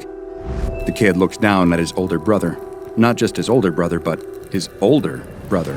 Whereas before he had seemed like he was 41, he now looks like it. 41 and dead from something in his lungs. The kid turns to see his best friend. A woman in her mid-30s looks back at him. Her hair even has a couple of telltale grays. She should look afraid, but her expression is almost blank. But there's a little something there, just enough of an expression to tell him that she's seeing the same transformation on his face looking back at her. The kid reaches up to touch his cheek. A wiry beard meets his fingertips. They should run. They should run back down these stairs and get out of here, call an ambulance and go home. And yet, the kid flicks the lighter closed, turns around, and steps over his older brother's body. As he walks up the stairs in silence, he hears his best friend doing the same. After 5 more stairs, his knee starts to give out. Then his hip soon after that. It gets harder and harder to stand up straight, so he lets himself stoop slightly. His best friend's breathing grows softer and wispier behind him. Their pace slows down. Each step seems to take more out of him, feeling harder than the last. He needs a rest. That's all he needs. If he can just sit down for a second. His chest clamps in on itself like a vice. Blood hammers in his ears. Sweat floods across his brow in an instant, and the whole world seems to tilt around him. The kid collapses on the ground, feeling his brittle wrist snapping under him. Pain shoots through his body as his chest squeezes tighter and tighter. He rolls onto his back, gasping for air with frail lungs. The kid claws at his sunken ribcage, feeling loose, wrinkled skin under his fingertips. With a monumental effort, he flicks the lighter on to see an old woman peering at him through the dark. He can hardly recognize his best friend anymore, as she gently takes the lighter from his hand and steps over his convulsing body. He watches helplessly as she continues gingerly up the stairs in silence. She doesn't look back over her shoulder, disappearing around the corner, taking the light with her. Leaving the kid to die an old man in total darkness. With one final gasp of air before his heart gives out on him, he clings desperately to one hope. She's going to make it to the top of the stairs. She has to. It is fortunate in many ways that SCP-723 is in such a remote area. While the church has stood on that site for hundreds of years, for much of that time, it has been abandoned. Little is known about the history of the church, as many of the events around it have descended into local folklore. What is known about SCP-723 is that it is a spiral staircase housed within an abandoned church building in an undisclosed location in rural England. For all intents and purposes, it is an unremarkable set of stairs. Made from ordinary limestone from the local quarry, the steps are approximately 0.75 meters wide and worn away in the middle, apparently from frequent use. If you were to look at the outside of the church, you would see that the tower containing the staircase is not particularly tall and is in a state of disrepair. Taking a look inside that tower, however, seems to show the staircase extending up beyond the height of the tower, something that seems on the surface to be physically impossible. In fact, how high the staircase itself goes is a mystery to this day, as those studying SCP-723 are yet to find a way to see inside it beyond the first 2 floors. This is because every object, living or otherwise, that ascends up SCP-723 undergoes a rapid aging process. Organic creatures quickly grow older, die, and decompose on their way up the steps. Other objects behave as if a great deal of time has passed. Batteries and electronic devices go flat almost immediately. Decay is accelerated too, meaning wear and tear take place at an alarmingly fast rate. This renders any conventional methods of exploring SCP-723 obsolete. Sound and video recording equipment running on battery power quickly fail. After many attempts with different technology, recording devices linked to a robust cable were created specifically for trying to record footage beyond the first story of SCP-723. However, the video recordings failed around the 2nd story, and sound recordings failed around the 4th. Living subjects were required to transport these devices up the staircase, and so D-Class personnel were tasked with the job. Across all documented experiments, none of the subjects returned. In each case, a subtle change was noticed in the subjects upon crossing the 5th step. One subject paused, another gasped slightly, but beyond that, there was no physical or emotional discomfort for much of their ascent. Most were perfectly content to climb the stairs once they'd passed that 5th step. In fact, as the D-Class personnel climbed up the stairs and underwent the accelerated aging process, none of them appeared to be outwardly distressed for the most part.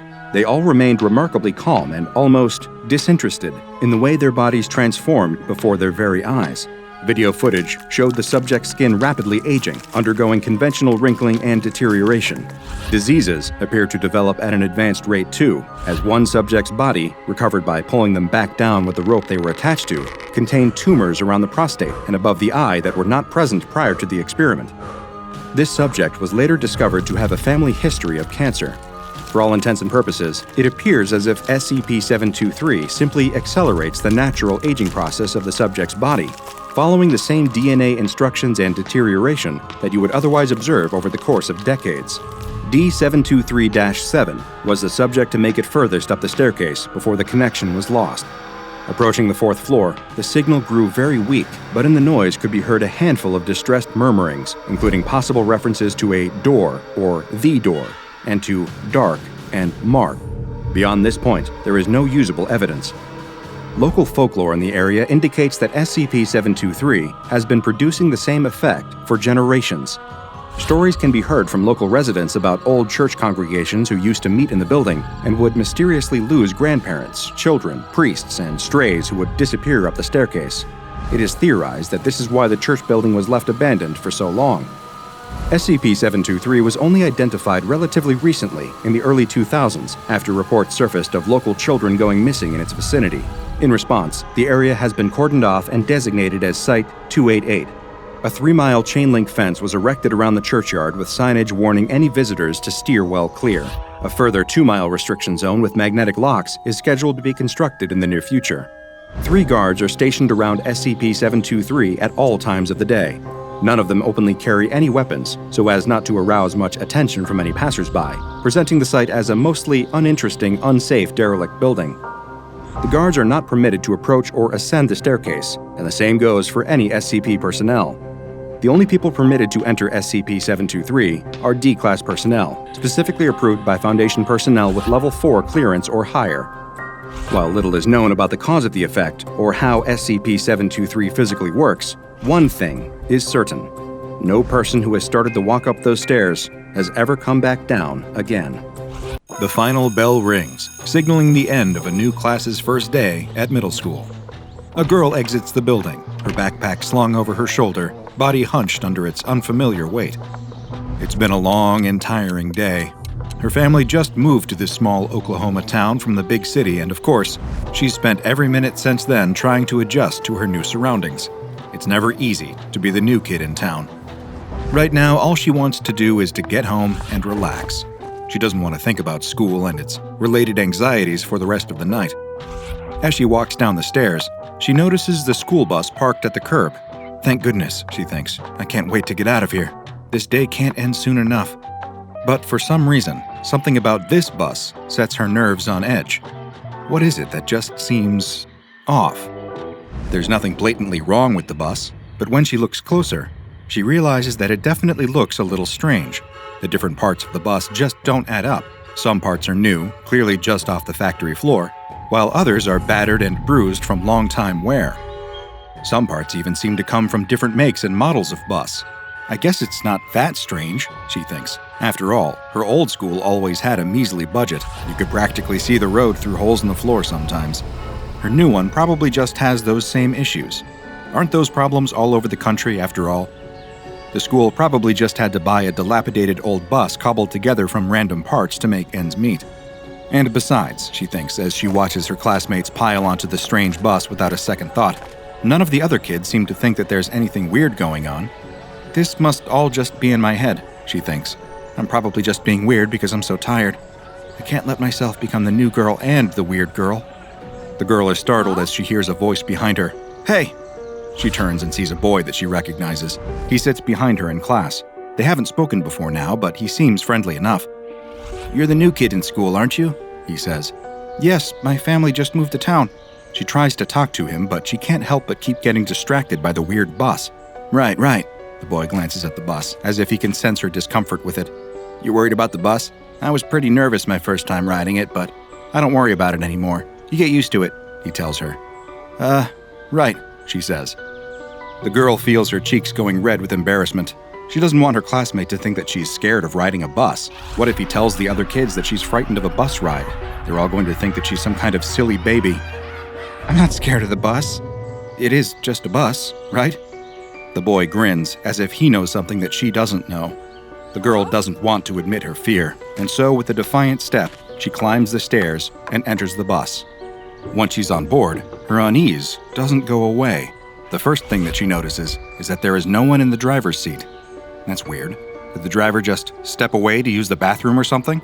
It seems pretty irresponsible to leave the bus unattended. There's a line forming behind her, though, so she doesn't have time to think about this. She takes a seat and stares out the window, keeping to herself. The boy from her class follows and takes a seat next to her. It's a little wild at first, but trust me, you'll get used to it fast. In fact, some of us think it's kind of fun now. The girl blinks in confusion.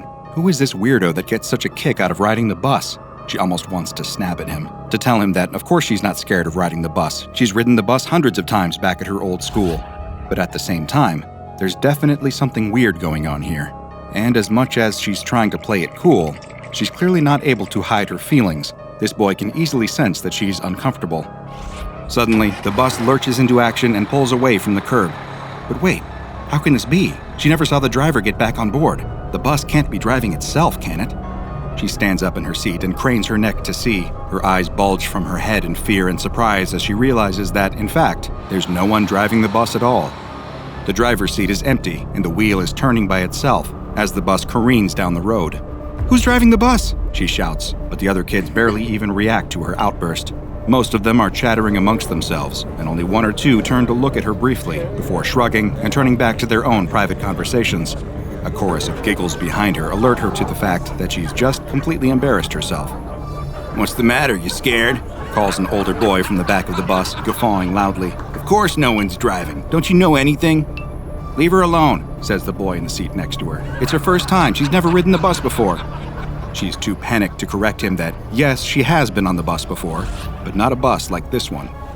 What's going on? We're all gonna die, she cries, clutching at the seat in front of her in terror. Despite her fear, though, she can't help but notice that the bus isn't simply speeding into oblivion. The bus obeys all the traffic laws, stopping at stop signs and signaling before turns. It's almost as if the bus itself is alive and aware of what it's doing. That's just how it is, says the boy next to her in a matter-of-fact voice as if he's anticipated her question. Apparently, this is a normal day for kids here in this Oklahoma town. The girl doesn't think she could ever get used to a bus that drives itself. But what comes next is going to prove to be even stranger. But you might want to close your eyes for this next part, says the boy. The girl asks him what he means by that. But before he can answer, she feels a strange wave of sudden nausea overcome her. Her vision goes hazy, and the whole world seems to waver in her sight. But but the sensation passes quickly, and everything is quickly back to normal. Or is it? She turns to look out the window. The city passing by is familiar. She can recognize many of the same buildings that she passed on her way to school this morning, but now they seem strangely altered. The structures are in advanced states of disrepair, with broken windows and boarded-up doors. The gutters are filled with trash and debris, and the streets seem to be abandoned. The bus takes a left turn down a side street, and the girl catches a brief glimpse of the town's city hall in the distance. She gasps. City Hall is on fire. Great gouts of hot red flame pouring from the shattered windows. Sirens echo through the air. The sky above is an ominous red, filled with angry storm clouds with jagged bolts of dry lightning dancing between the thunderheads, and she can see the funnel of a distant tornado making a touchdown in the hills. The bus briefly comes to a stop in front of the library, dutifully obeying a flickering traffic light. The library's windows are dark, but she can vaguely see shapes moving about inside. Electric sparks shoot from malfunctioning street lamps, and downed power cables flail like angry snakes in the street. It looks like some terrible natural disaster has hit the city. But what could it be? Surely she would have heard some warning while she was at school. It wouldn't have just carried on as usual in the classroom while the world outside burned. She turns to the boy next to her, a fearful question on her trembling lips. He seems to know what's going on. Otherwise, how could he be so eerily calm while everything outside the bus is falling apart or on fire? What happened to the city? Was there an earthquake? No, he would have felt it. Was there a hurricane? Every possible disaster scenario runs through her head as she desperately tries to think of an explanation. But what happens next reveals to her that there's no natural explanation for the strange sights that assail her eyes. As she watches through the window, a squadron of armed soldiers march down the street toward the darkened library. Suddenly, the doors fly open and people pour out, screaming as if they're being chased by some unspeakable evil. The girl expects that the soldiers must be here for disaster relief, but she is horrified when, instead of helping the escaping library patrons, they instead open fire upon the crowd. The girl screams in terror, but the other kids barely even notice. They're too busy talking or laughing. One kid is so disinterested in the spectacle outside that he's playing with a handheld game console rather than watch the carnage unfold. How can this be happening? Has the whole world gone crazy? She's filled with terror as she wonders, is the whole town under siege? Is her house still standing? Are her parents safe? Where is this bus even taking her? I told you that you might want to cover your eyes, says the boy next to her. The bus continues on its route, passing all sorts of terrifying sights. A parking lot has been transformed into a mass grave. She watches as uniformed police line up peaceful citizens against a brick wall to brutally execute them by firing squad. Mass riots are taking place in the town's central park. People are yelling obscenities and pounding one another into pulp, while armed law enforcement officers sweep in to escalate the situation. The air is thick with screams, gunfire, and the smell of burning bodies. The shopping mall is overrun with giant spiders, which chase screaming shoppers out of the exits. She sees rats as big as cars scurrying out of the alleyways, grabbing random people with their taloned paws and biting their heads off with their long, sharp incisors. On the distant hills, she can also make out the outlines of even stranger creatures that she cannot identify. Dinosaurs, aliens, demons. She doesn't come from a particularly religious family, but the sights that she sees today definitely make her think that she might be seeing a glimpse into the maw of hell itself. The girl has never seen anything so awful in all her life. To her surprise, several of the other kids cheer as the bus drives past a gaggle of walking corpses. They're mutilated and half decomposed, but somehow still mobile, shambling down the sidewalk and moaning. How can the other kids be enjoying this? Yeah, chant the kids. Zombies, that rules! Maybe we'll get to see them eat some brains for once, cries the older boy in the back of the bus with sudden glee. What is going on? Repeats the girl. It's just the usual bus ride, says the boy next to her. Don't worry, I felt the same way when I first started at this school, but it's really not so bad. I mean, it's kind of cool, isn't it? The girl opens her mouth to respond, but she's suddenly overcome with that familiar feeling of nausea. The world quivers briefly in front of her, and suddenly, everything is back to normal. The sky is clear and blue, the buildings are no longer dilapidated. People are bustling in the streets, going about their usual business. There's no sign of any of the horrors that she just witnessed. No fires, no soldiers, no monsters, and no zombies. The boy next to her commented that they must have been reaching someone's stop. From around the bus, she hears several other kids groan in frustration. They were hoping that they would get to see some exciting zombie carnage, but it looks like that show will have to wait for another time. The bus slowly comes to a halt, and the girl tenses as she hears the hiss of its air brakes. The door opens, and the girl realizes that the bus has stopped in front of her house.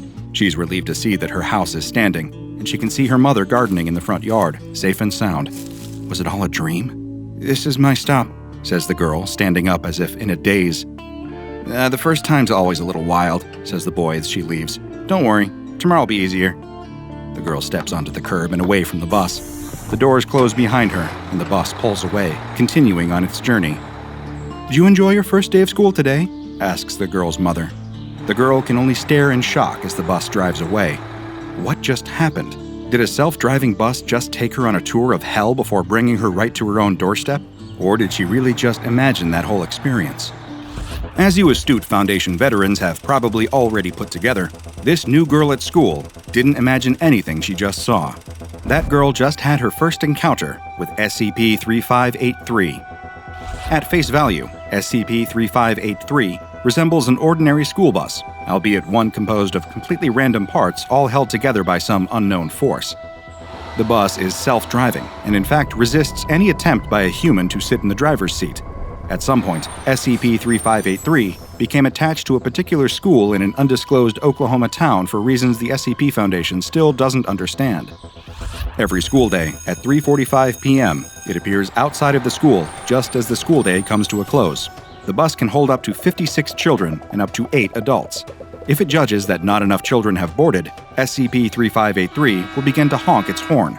The horn has a peculiar hypnotic effect on all children within hearing range. They will be compelled to drop whatever they are doing and board the bus, meaning that the bus has some innate cognitohazardous properties. If the bus still feels that it hasn't reached its quota, it will increase the volume of its horn until it has attracted enough children that it can begin its route. Depending on how many adults have boarded, SCP-3583 has 2 distinct patterns of behavior. If 4 or fewer adults are aboard, SCP-3583 enters behavior pattern 1. In this pattern, SCP-3583 will dematerialize and enter a parallel reality called SCP-3583-A.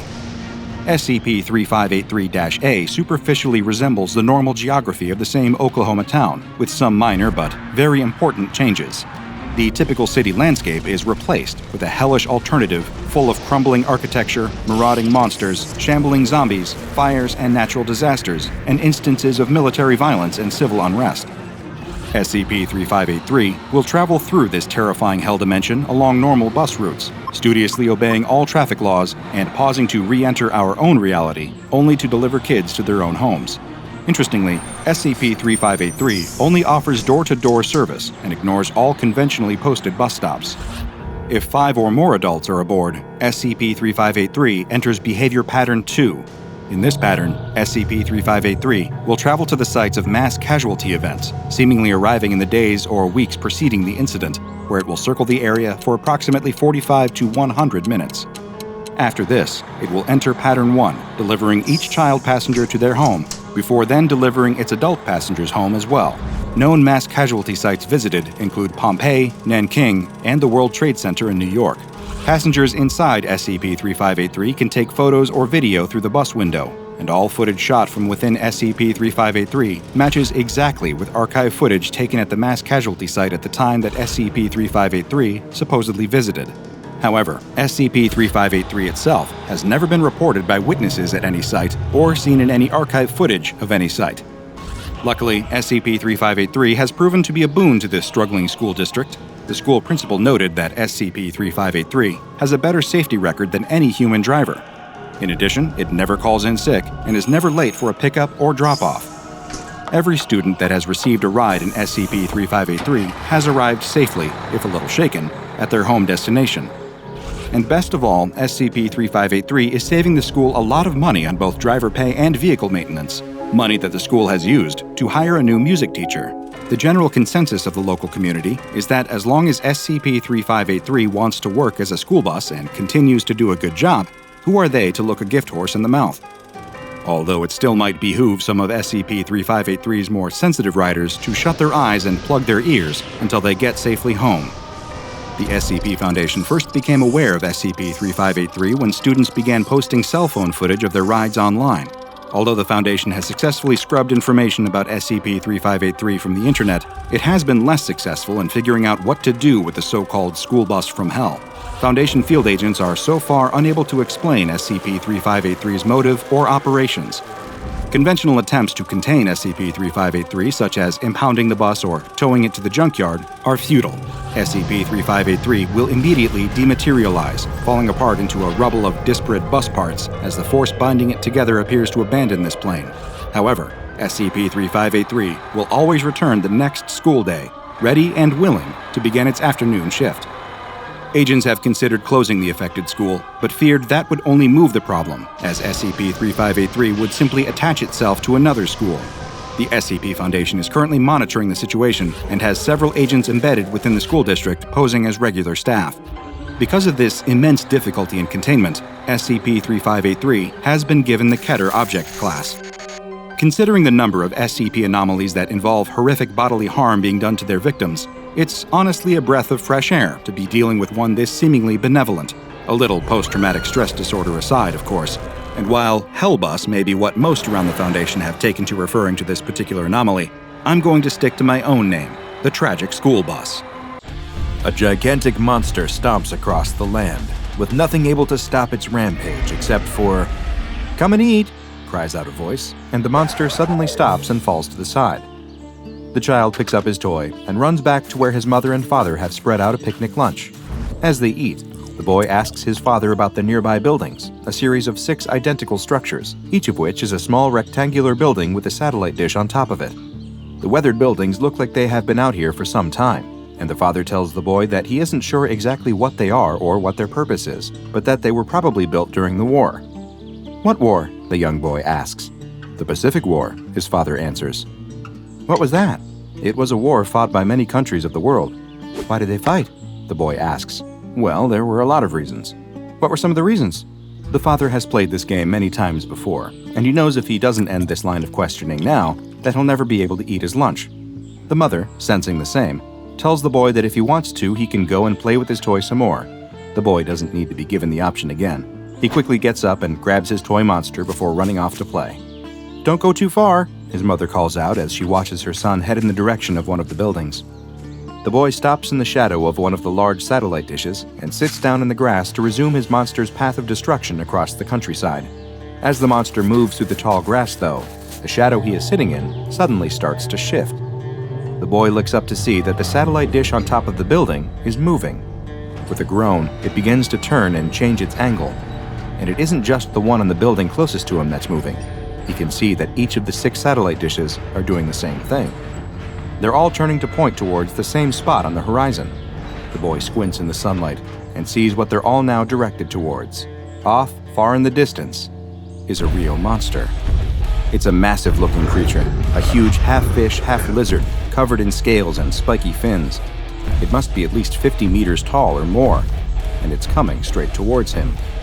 The boy can already hear the sounds of its giant webbed feet stomping and shaking the ground, and as it gets closer, its high-pitched shrieks and cries become audible too. Adding to the cacophony, an air raid siren begins to wail, followed by the sounds of gunfire, the marching of hundreds of boots, and the roar of engines. The boy looks around, but he doesn't see any of it. It's just him, the buildings, and the monster. The boy can't run, though. He's frozen in fear. All he can do is watch as it swipes at trees and power lines, knocking them down with ease, all while getting closer and closer. The satellite dishes finally finish their slow alignment, and there's a loud humming noise, followed by a loud cracking sound, as each one emits a bright beam of electricity at the monster. The creature stops its assault and howls in pain as the 6 satellites focus their beams on it.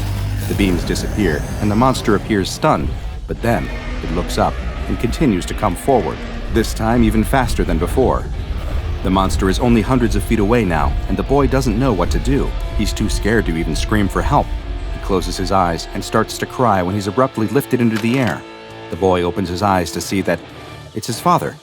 He picks up the boy and starts to run as fast as he can.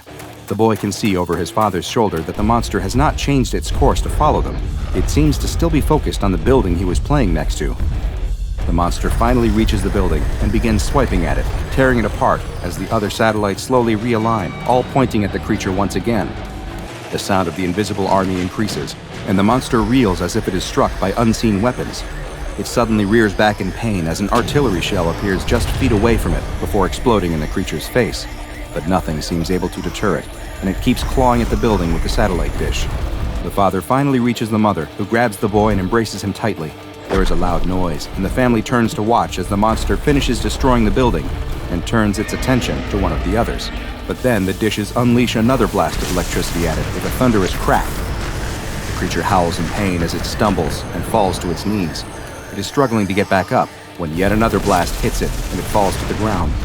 It breathes a couple of final, labored breaths before it closes its eyes, its enormous tongue lolling out of its mouth. The creature is finally dead. A loud celebratory cheer goes up in the empty field from what sounds like hundreds of people as the creature begins to slowly fade from view before eventually disappearing completely. Meanwhile, all the family can do is stare in amazement at the bizarre scene they have just witnessed. The extremely strange events that just befell this average family may sound like the plot of a movie, and in some ways, it was, because this is SCP-2954, also known as Looping Kaiju Killing.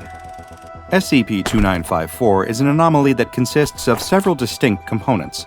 The first, SCP-2954-1A, are the 6 large structures that resemble buildings with satellite dishes, which are located near a now deserted rural town in Japan. The word resemble is very important, because these are not actual satellite dishes, but instead appear to be nothing more than facsimiles of real ones.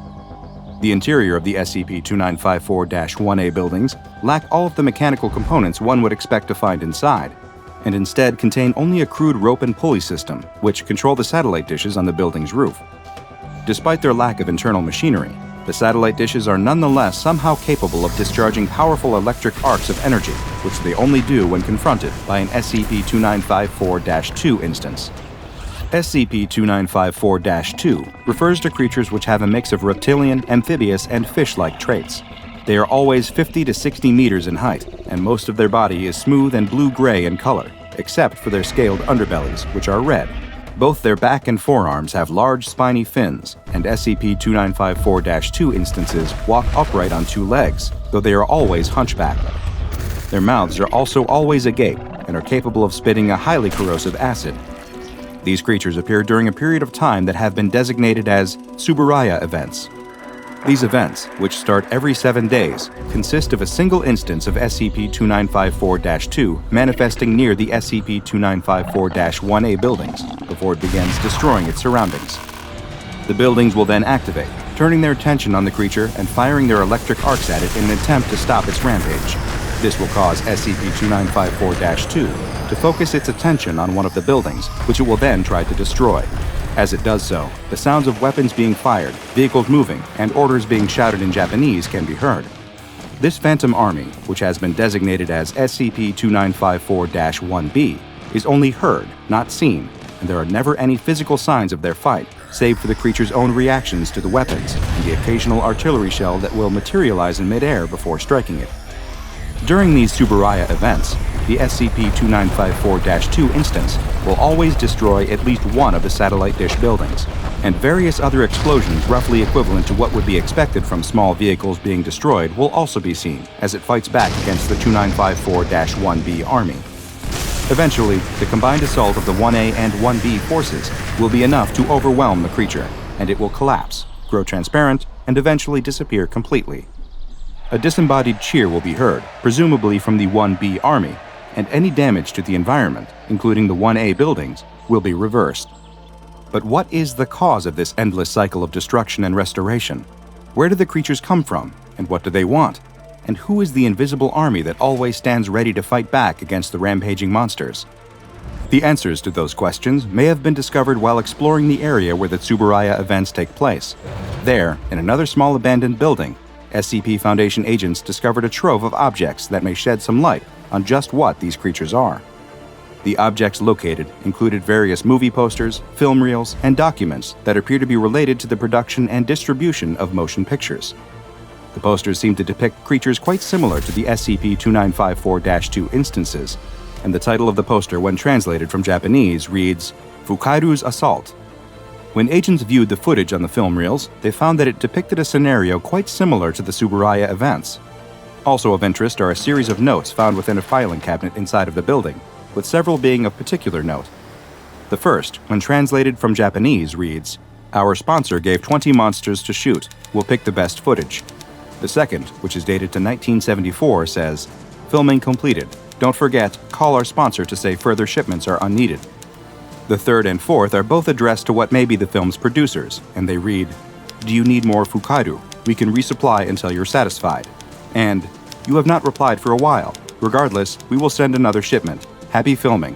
But perhaps strangest of all is that there are multiple similar versions of the last note, and while the oldest is dated to 1972, additional instances continue to appear to this day, with new letters sporadically manifesting inside of the filing cabinet. The obvious danger that is caused by a rampaging 50-meter-tall monster is clear, and this anomaly has been classified Euclid as a result. Though since the creature is inevitably always killed by the SCP-2954-1 forces, containment is instead focused on keeping the public away from the area. Guards have been stationed around the area to prevent civilians from entering during Tsuburaya events, and any members of the public who do manage to witness an event are to be administered Class A amnestics. What is the origin of these looping kaiju? Did someone attempt to harness an anomalous source in order to produce special effects for their film? If so, were they killed by their own creation before being able to turn it off, leading to a never-ending cycle of attacks? While we may never know the answer for sure, at least the result is entertaining, provided you keep your distance, that is. A small convertible sports car rumbles down a desert road, kicking up a cloud of dust high into the air behind it. The driver is sharply dressed and looks at himself in the rear-view mirror, giving his sunglasses a slight adjustment. He knows he looks as good as he feels. And why shouldn't the producer of Hollywood's 9th most successful film in the month of September be happy? The car comes to a sudden stop in front of a cluster of buildings, which appear to be the only structures in this vast, otherwise empty desert. The producer hops out of the car and surveys the desolate location, the cracked concrete airstrip, the weather-beaten buildings, the endless, lonely desert stretching on for miles in every direction. "This place is great," the producer says out loud to no one in particular. The whole location would be perfect for his new movie, which is set entirely at a desert airstrip and tells the story of a lonely airplane mechanic who falls in love with a female bounty hunter chasing an escaped convict, a tale as old as time. But now, where's the guy who called him? He kept rambling about wanting to make a documentary about the desert or something, but that doesn't matter now. He doesn't realize what a great filming location he's sitting on. The producer calls out, "Hello?" But the only response is the desert breeze. He takes off his sunglasses and looks around. He sees that the doors to the hangar are cracked. Maybe the guy who owns this place is in there. The producer walks inside the hangar, but abruptly stops. His mouth goes agape. He can't believe what he's seeing.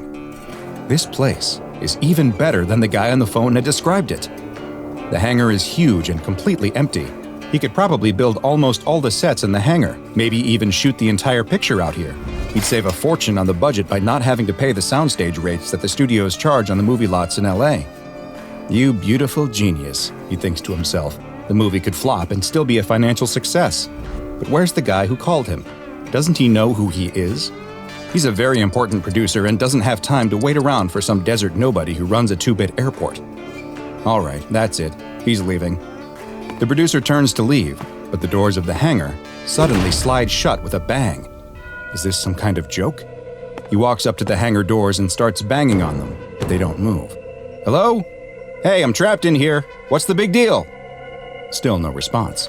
Just what is going on at this place? The producer is getting worried. Was this some kind of a setup? Is he about to get robbed? It wouldn't be the worst thing in the world if they took his car. He's 9 payments behind on it anyway. But geez, is it hot in here. It was hot outside, but it's even worse in this hangar. And whoever said that the desert air was dry? An idiot, that's who. The humidity in here is stifling. The producer loosens his collar and tugs at it, trying to cool off. "All right, I've had just about enough. If you don't let me out of here, there's going to be a big problem for you, fella." Just then, the producer hears a noise behind him, coming from the dark deeper in the hangar. The producer doesn't react, though. He needs to play it cool. He bends down and pretends to tie his shoe, and takes the Derringer pistol out of his ankle holster. He stands up and spins around, pointing the gun in front of him, but he can't see anyone in the darkness. "This is your last chance. I'm not playing around here." The strange noise comes again, a low rumbling noise, and the producer stumbles forward. What just happened? It felt like the floor rippled and pushed him forward. There, it happened again. And again, the producer screams. What's going on? The rumbling, growling noise grows louder as the floor keeps rippling and pushing him forward, like a wave rolling through the solid ground. Is this an earthquake? The producer is knocked off his feet, and still the floor keeps pushing him forward, towards where that horrible growling noise is coming from. He tries to stand, but he can't. The floor is moving too much. He tries to crawl, but keeps getting moved closer and closer to the source of the now deafening roar that seems to be coming from... What is that? The producer screams and fires his gun at the thing in front of him. In the flashes of the gunfire, he can finally see it, the thing that he's being pushed into, a giant, gaping maw, filled with a mass of gnashing, grinding teeth. How unlucky for this movie producer that he didn't realize until it was too late that the location for his new movie would be the last one that he'd ever scout. Because as you have probably already figured out, this unknown building in the middle of the desert isn't at all what it appears to be, and in fact, is quite known to the SCP Foundation as SCP-1051. SCP-1051 isn't actually a building at all, but in fact, is a living organism. This creature's shell, which resembles an aircraft hangar, is quite large and measures roughly 700 meters by 500 meters by 60 meters. It is a completely immobile organism and acts as an ambush predator, luring its prey to it through a number of different forms of sociological and psychological manipulation. SCP-1051 attempts to bring prey to it in a number of ways, but its primary method is by spreading certain ideas into popular culture. It will constantly try to connect to orbiting satellites and use them to beam out television signals, images, and other forms of media. It has been measured as having around a 25% success rate in connecting with and getting its message carried by the satellites, and may have the ability to transmit regular radio broadcasts or connect to standard telephone lines as well. The messages that SCP-1051 sends out tend to fall into the category that could be termed as conspiracy theories, most of which are about itself. It has uploaded information to various conspiracy websites that has included reports of spaceships being held and reverse engineered in its hangar, descriptions of so-called men in black using its location as a site for extraterrestrial contact.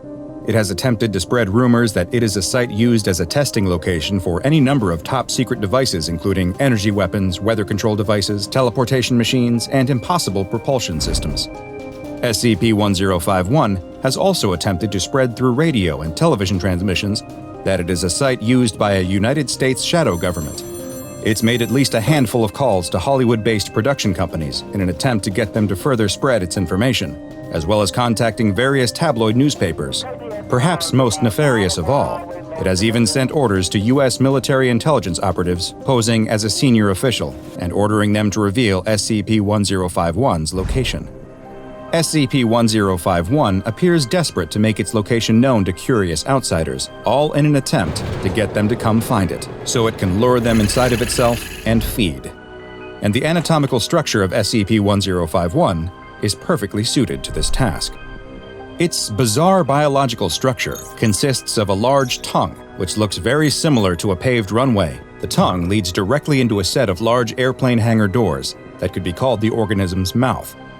This door mouth opens up to what looks like a hangar, but is actually the gizzard-like organ of 1051, where it grinds its prey into a fine paste to prepare it for digestion. The next building is the creature's stomach, where it breaks down the liquefied prey into nutrients and separates the waste products that it can't digest. The nutrients are transported to the area where SCP-1051's brain is thought to reside, while the waste is ejected out of the structure. Finally, there are what appears to be a set of antennae on the side of the building. These information distribution organs extend below the ground as well, where many more antennae and wires are thought to exist, and give 1051 the ability to send out multiple television, radio, and other signals. SCP-1051 was discovered in 1947, when an egg-shaped structure was reported to have crash-landed in the desert of the American Southwest, near the town of Roswell, New Mexico. The United States Air Force took this strange egg into its possession and moved it to its current location in Nevada for observation and research. The Air Force scientists who were assigned to the object first thought that they were dealing with a meteorite, though one that was composed of some yet unknown material. They soon discovered that the object was hollow and was filled with some kind of liquid. Strangest of all, though, was when they detected something inside that liquid core. And it was moving. They studied the object for years, until one day, something happened that would end their research for good. The egg hatched. One night, as Air Force Sergeant Burnson and two scientists, Dr. James and Dr. Gold, were going about their regular work analyzing the object, they heard a strange sound. When they looked at the object, they saw that a crack had begun to form on the outer shell. This cracking continued for about 5 minutes, until something finally broke through the shell. An alien creature began to emerge from its shell, and the men all turned to run, but something reached out with a long tentacle-like arm and grabbed Dr. James. It pulled the scientist in and seemed to absorb him right into its body. Sergeant Burnson and Dr. Gold managed to escape the airplane hangar and send out a distress signal, and it was this cry for help that described an attack by an alien creature that would put the object firmly on the SCP Foundation's radar. As Sergeant Burnson was sending out the distress signal, Dr. Gold tapped him on the shoulder and pointed towards the hangar where the egg-like object had been stored. The two men watched as the hangar bulged and expanded, like something was pressing against the walls from inside. The hangar suddenly collapsed, and they watched as the creature looked to writhe around in the debris. But then a new shell began to form around the alien. It grew larger, expanding and shifting until suddenly it took on nearly the exact form as the hangar that once stood there. SCP Foundation agents arrived at the site not long after and took control of the area. They discovered almost immediately that the building-shaped creature was anything but dormant. This extraterrestrial that had been born from an egg and then taken the form of an airplane hangar was ejecting its own eggs. The building would occasionally blast eggs up and into the sky. Several of these eggs were stopped and reclaimed by the Foundation, but others managed to slip past and escape the Earth's atmosphere, making them impossible to recover. The Foundation also soon detected that radio signals were being emitted by the hangar, and set up a small radio nearby which would allow them to both receive and send signals back to the creature that was now designated as SCP-1051. Dr. Richardson, the Foundation researcher on site who was leading the investigation into 1051, found the frequency that it was transmitting on and attempted to speak to the creature. After asking if 1051 could hear it, the creature actually responded, and it seemed to have a very simple request: give. When Dr. Richardson asked it to elaborate, asking, "Give what?" 1051 responded, "Want feed. Bring food." When the doctor told 1051 that it wouldn't be getting any food, the anomaly immediately sent out a new transmission, stating, "Area 51 is currently being controlled by the SCP Foundation, a shadow government organization that has designated it SCP-1051. Here are a few names of the operatives." Dr. Richardson cut SCP-1051 off and ordered a D-Class personnel to be sent inside the creature, hopefully appeasing it and stopping it from sending any more broadcasts out about the highly secretive organization. When asked why it was sending these signals, SCP-1051 responded that it was trying to make humans curious. It appeared that its hunting strategy was to flood the world with conspiracy theories about itself. This would then cause interested humans to come explore the location, and once they entered the hangar, their curiosity would reward them with an encounter with the alien that they had been seeking. SCP-1051 also explained that the eggs that it was ejecting were its babies, and it seemed quite upset that the Foundation had intercepted some of them as they were on their orbital escape trajectory. But where had SCP-1051 come up with these conspiracy theories? Had it been studying our culture and the boom of science fiction in the 1940s to make up stories it thought would lead people to it? Foundation researcher Dr. Richardson had a hunch that there was something else going on. He next spoke to Dr. Gold, the other Air Force scientist who had been studying the egg-shaped meteorite. He asked him to describe SCP-1051's first victim, Dr. James. Dr. Gold told him that Dr. James was obsessed with his job, and that spread into his personal life. He was a real sci-fi nut. Dr. James apparently loved B-movies, especially ones about aliens and UFOs. He was convinced that the government had both in their possession already, and his research on the strange, egg-shaped meteorite only added to his confidence in that fact. Had SCP-1051 somehow absorbed this knowledge from its first meal here on Earth, and was now using it as a way to lure in new, inquisitive prey? Dr. Richardson thought it may go even deeper than that. When he played a recording of the first conversation he'd had with SCP-1051 for Dr. Gold, the one where 1051 told him it wanted him to bring food, Dr. Gold was left shocked. The voice he was hearing belonged to Dr. James. SCP-1051 remains in the Nevadan desert, and its area is patrolled at all times by no less than 20 Foundation personnel in uniforms that resemble those worn by members of the United States Air Force. They are authorized to shoot at intruders, but not with the intention to kill. Instead, only as a means to scare them away. Should any intruders come within 1 kilometer of SCP-1051, they are to be detained and administered Class A amnestics. Since SCP-1051's primary danger stems from its ability to spread false information, the SCP Foundation's main containment efforts have been focused on stopping its broadcasts. Agents are to respond to any civilian rumors or questions about SCP-1051 with denial and ridicule, to make it clear that these are nothing but stories and that the person is stupid for believing them. Should they exhibit any knowledge beyond the normal myths and rumors, the application of Class A amnestics is also permitted. Any satellites orbiting near 1051's location are to be monitored for interference to their transmissions, and if any antenna with an unknown purpose are discovered within a 10-kilometer area of the building, they are to be destroyed or surrounded by a Faraday cage. SCP-1051 may not be able to move, but its ability to reproduce and the difficulty that the Foundation still faces in stopping its spread of disinformation has led to it being classified as Euclid, and research into its origins and biology are ongoing. 2 teenagers cautiously approach an old, decrepit house. The house looks like it was built hundreds of years ago, and from the outside, it appears to be in a serious state of disrepair. The walls are cracked and weathered, the roof looks to have holes in it, and one of the decorative columns has completely collapsed. The teenagers have heard rumors about this dilapidated home, though, and they have heard there are riches still to be found inside. One of the teens starts walking up the stairs onto the porch, but his friend seems reluctant to follow. Is he sure that no one lives here? The braver of the teens tells his friend that he's been watching the house for days and hasn't seen anyone come in or out. The only signs of life have been a very faint light visible between the cracks of the house's boarded-up windows, and he's not even sure if he actually saw any lights or not.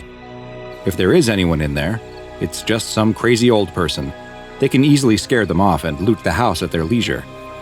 His friend still doesn't look sure, but the other teen proceeds to take out a lockpick. He tells his friend to keep a lookout while he works on the door. He doesn't need to keep watch for long, though, since the lock almost immediately opens with a loud click.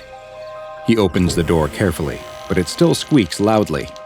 Through the crack, he can't see much of anything inside. It looks very dark. "Come on," he tells his friend as he slips inside. His friend looks nervous as he watches his friend disappear into the house. Suddenly, there's a loud crash. "Oh no, we've been caught," he thinks as he spins around. But he doesn't see a police officer coming to arrest them or a nosy passerby.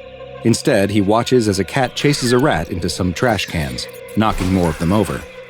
He breathes a sigh of relief as he watches the cat come out of the pile of trash, holding its prey limply by the tail. He turns to follow his friend into the house, but is stopped when the door snaps shut in his face. He tries the doorknob, but it's locked. He taps quietly on the door. No response. He taps a little louder, whispering, "Hey, what's going on?" But still no response. What is going on? Inside, his friend is also pulling on the doorknob, but it's no use. The door won't budge, and the lock won't turn. He also tries tapping lightly on the door, but there's no signs from outside that anyone has heard him. He's trapped. He looks around the darkened room. Just like the outside, the interior looks like it hasn't been updated in hundreds of years. Dust and cobwebs are everywhere, like no one has set foot inside in decades. And yet, on several small tables and shelves around the room, are lit candles. With no other option, he decides to move deeper into the house. He creeps into the next room, which is in much the same condition as the first, dusty and old, but with several candles placed around that give off just the faintest amount of flickering yellow light. Not only does someone still live here, but they've lit these candles recently. He takes a folding knife out of his pocket and opens it, holding the blade out in front of him. Just then, he hears something, a noise like footsteps, and it sounds like it's coming from upstairs in the room right above him. They might be coming down to look for him. He needs a place to hide. He spots a sofa near the corner and tries to get down behind it as much as possible. As he grips the edge of the sofa with one hand, he suddenly drops his knife to the floor and uses his now free hand to stifle a scream. He looks at the hand that was just gripping the sofa and sees a long sewing needle plunge deep into his hand. Was this stuck into the couch? He pulls the needle out of his hand. It nearly went all the way through, and holds the bloody wound up to his mouth, trying to stop the flow of blood as he waits and listens. The sound of footsteps finally stop. Whoever is walking around, it doesn't sound like they're coming down the stairs to find him. He has to get out of this house, though. There must be another way out. He picks up his knife and quietly moves to the next room. Once again, it's in the same condition as the last. But wait, what's that in the corner? Is that a person lying there? Outside the house, his friend is looking through the same trash that he saw the cat hunting in. Aha! Just what he was looking for, an old wire hanger. He runs back to the old house, untwists it, and inserts the thin wire into the lock. Inside, the trespassing teen gets closer and closer to the thing in the corner. It's so dim, though, with the only light coming from the candles, that he still can't make out what it is. But he feels strangely compelled to find out. He picks up one of the candles off of a nearby table. Outside, he still can't get the lock open, but he's got to keep trying. He can't leave his friend trapped inside. He's standing right over the thing in the corner now. He kneels down and brings the candle close to see what it is, and screams. His friend throws down the hanger in frustration before sitting down on the porch. He can't figure out why his friend was able to open the lock so easily, and now it won't move. Did something in the mechanism break? He doesn't know what he's going to do, though. Should he call for help? The police will arrest them both if he does. How long should he wait, though? It feels like his friend has been stuck for a long time, and he hasn't heard anything from inside. What could possibly be happening in there? Should he just leave and hope that his friend is able to escape on his own? Just as he is wondering what to do, he hears a click behind him. He turns around and tries the door handle, but it's still locked. He looks down and sees the wire hanger. Maybe he'll give it one more try. He sticks the hanger into the lock and hears the lock pop open almost instantly. He tries the door handle, and this time, the door swings open. He stands there looking through the cracked door into the dark house. He's terrified at the thought of going inside, but he can't leave his friend in there. If he's in trouble, then he has to save him. Gathering up all of his courage, he enters the house and sees the same thing his friend did, a dusty old room. He takes a step into the candle-lit room and freezes. There's something in the middle of the room. It's a chair that's turned away from him, but he can see that someone is sitting in it. But wait, is that his friend? Hey, he calls in a loud whisper, but his friend doesn't respond. Come on, let's get out of here. Still no response. He starts walking toward his friend, but stops when he hears what sounds like footsteps coming from the room above him. He's got to get his friend and get out of this house. He checks over his shoulder to make sure the door is still open before starting to quietly move towards his friend again. He's close enough that he can reach out and shake his shoulder, but his friend doesn't react. He walks around to the front of the chair and sees his friend. Except it's no longer his friend. Staring back at him are two empty eye sockets. His mouth has been pulled back by stitches of thread into a horrifying permanent grin. But worst of all is what he hears. It's the sound of the front door slamming shut. Privyet! Today's file is a special one and comes from the Russian branch of the SCP Foundation. It's SCP-1098-RU, also known as the Theater of Living Puppets. SCP-1098-RU is a two-story house located in a small Russian city which appears to have been constructed in the Baroque style, which was popular in the 17th and 18th centuries, and is characterized by its exuberant details. The house is likely several hundred years old and is in an advanced state of disrepair. The local government administration has marked the house for demolition multiple times, but for reasons that remain unknown, these plans are always scrapped or indefinitely delayed. All of the doors that lead into SCP-1098-RU are locked, and the windows are all boarded up. Anyone who attempts to damage the house, even just by removing the boards from the windows, will experience an odd anomalous effect that compels them to instead protect the structure and cause it no harm. This effect only wears off when the subject moves at least 50 meters away from the house.